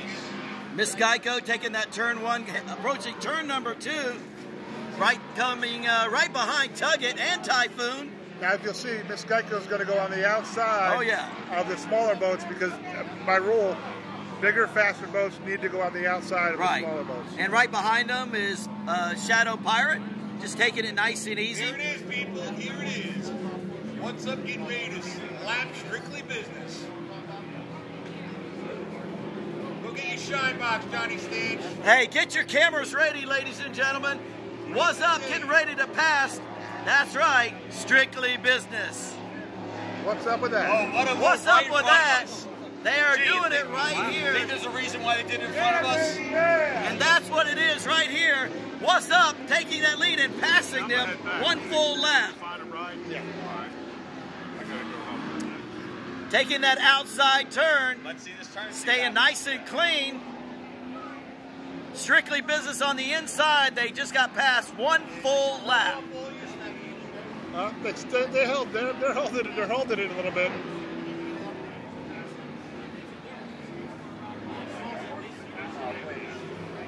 Strictly Business now. There goes What's Up, making a pull again on them. They're probably going, hey, how's that feel? Now hose them down. How you doing? How you doing? And those are best friends. Imagine if they hated each other. Oh, yeah. It's all family business right here. Number 19 on the inside. Also taking it easy. Just feeling out that brand new boat, the RNS racing team. See, we're all good friends until the green flag drops. Hey, amen. And then we're friends again when the checkered flag goes up.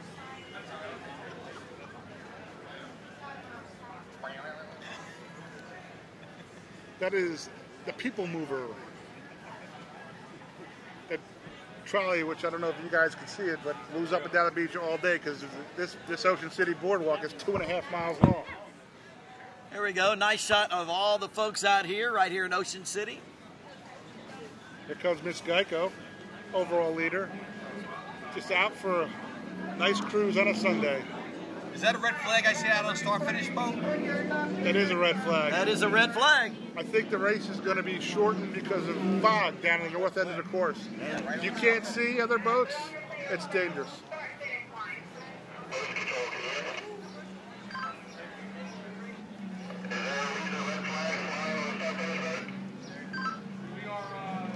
We're waiting for some information from race control. Again, a red flag means automatic stop on the race course.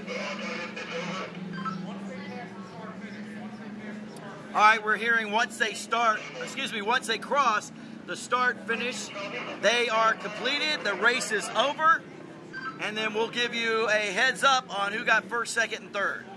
Okay, here's our second place, Typhoon, in the Super V Light. Yeah, Tuggett came in first. Tuggett came in first, right. What's Up already passed the marker, so he really took first place. Oh, he did. Yeah, not a problem. Nick Scafidi and Shadow Pirate with Scott Porter. They pulled in their first class. What's up? What's up? All over. Putting the smack down on Strictly Business today. What a great show. Nobody's seeing the red flag, obviously. Yeah, they're still racing. Well, Nick sees it. He's coming down on power. He just can't stop because he's got Louis on his inside. Typhoon looks like we got down. 4 boats now taking turn number 1. And here's RNS. Typhoon coming off power completely on that turn. RNS finishing their race right there. That's all done. They got to feel really good about today. Well, they really raced their own race. They raced the way they had to get down the course, set up their boat, did a great job. They're actually finished. Visibility is getting worse and worse. Yeah.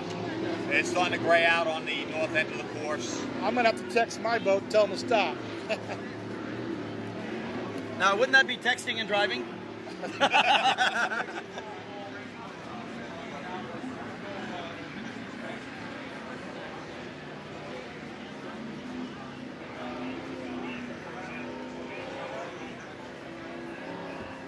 Okay, so we have a finish for our race course. I mean, you know, the extreme course, Miss Geico, she ran it like she had to. Your boat at AMH Motorsports, beautiful job. They took in their position the first place. Shadow Pirate, extremely well done. Let's see if Miss Geico sees the flag. All right. Here comes Miss Geico offshore racing boat. First overall. Absolutely gorgeous. First overall, there she is. That's what a beautiful run by Miss Geico. I don't think this is the right time to make a phone call. Excuse me, boys. Oh yeah, Scott's calling the cockpit. No, I think they're stopping. Yeah, they're coming down. Yeah, they saw the red flag. They're coming down on power, headed towards the crane area. Okay. Congratulations to everybody on a job well done. That Super V light class, they ran a great race together. I'll tell you, I was so impressed with Tuggett though. Yeah, Tuggett really was amazing. Third overall in a single engine boat. That's really impressive. So basically, unofficially, we have Geico as a winner. Yeah, we have Geico. AMH as a winner. In their class, we have Shadow Pirate as a winner. We have Tuggett as a winner in a Super V Light. And we have the RNS as Super V Extreme as a winner. I'll tell you what, the most impressive thing today was the third overall finish by Tuggett. Absolutely. Single engine boat. 30 feet long versus 50 foot wide. 50 foot, 2,000 horsepower. You know, you're not going to be in that same league, but I'm telling you, they were past some bigger boats. Listen, that they can stay at that full speed. I think their max is probably around 93 miles an hour for the whole race, is telling you something. And that's what they were doing. They were out there to win. They know two speeds, fast and stop. That's it. Like I told you, Kevin Smith had a backup race a few years ago. I didn't think he'd ever return to the sport. He kept the boat and he said, well, I want to race here, I want to race there once. You know, get some light water, try it. Well, Cocoa Beach was anything but light. Oh, that's it. Well, ladies and gentlemen, we want to thank each and every one of you for coming out to this broadcast today and hanging out at Ocean City, Maryland. It's been a pleasure out here. Thank you, Geico, for coming out here and putting on a spectacular show. It's been absolutely amazing. What a perfect day of racing. High-speed action on that liquid racetrack. The first race of the season right here. The first stop for the Geico Triple Crown Valve. What do you got, brother? Oh, I'll tell you what. I saw boats today that I didn't think could do what they did. When we talked about that Tuggett boat, just run down that course and take that course. It's, like we said, a 3.5-mile course. They took it 10 laps at 93 miles an hour. They didn't ever stop going to those turns. They didn't square up. They ran the turns. They were level the whole ride. They were lapping other boats. Unbelievable. Geico, I expected to do that. Yes. Geico has that big hull. They have the big horsepower. We're talking about a 7-foot wide boat that's 30 foot long. Right. So you're sitting there shoulder to shoulder, screaming Very at each other. impressive, very and impressive. you're bouncing off those walls. They did it like gentlemen and took control of the course today. Absolutely great. Scotty? Fun day, great day. Nobody got hurt. Couple of broken parts.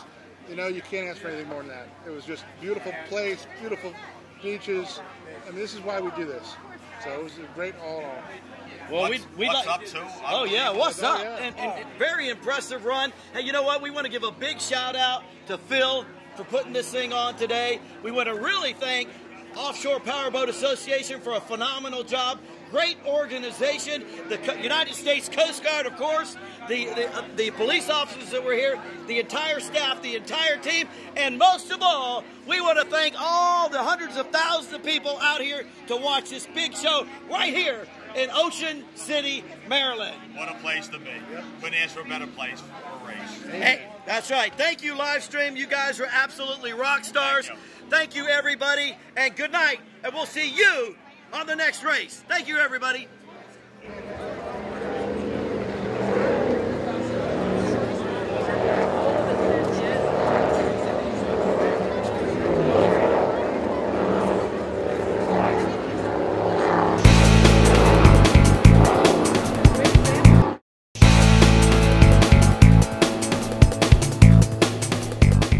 Bull on the Beach since 1980. Family owned and run since day one. 2 locations, 2nd Street and the Boardwalk, 94th Street and Coastal Highway. We are famous for our open pit beef and the freshest raw bar around.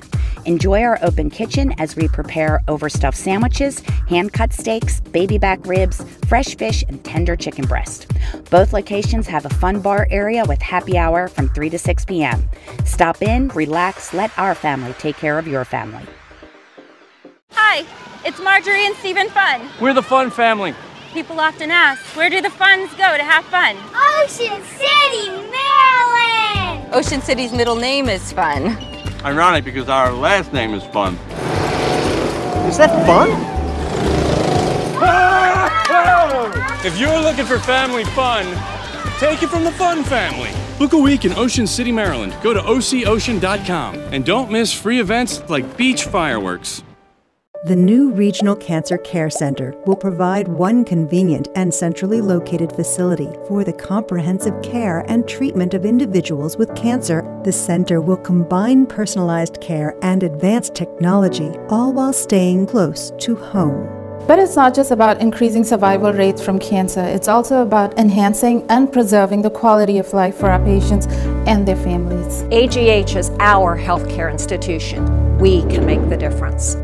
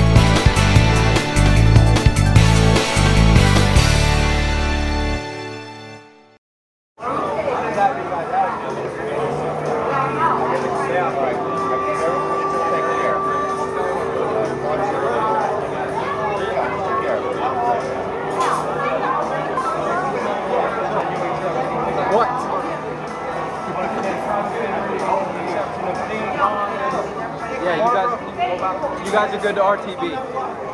Dave. Yes. Thank you. All right, I'm out.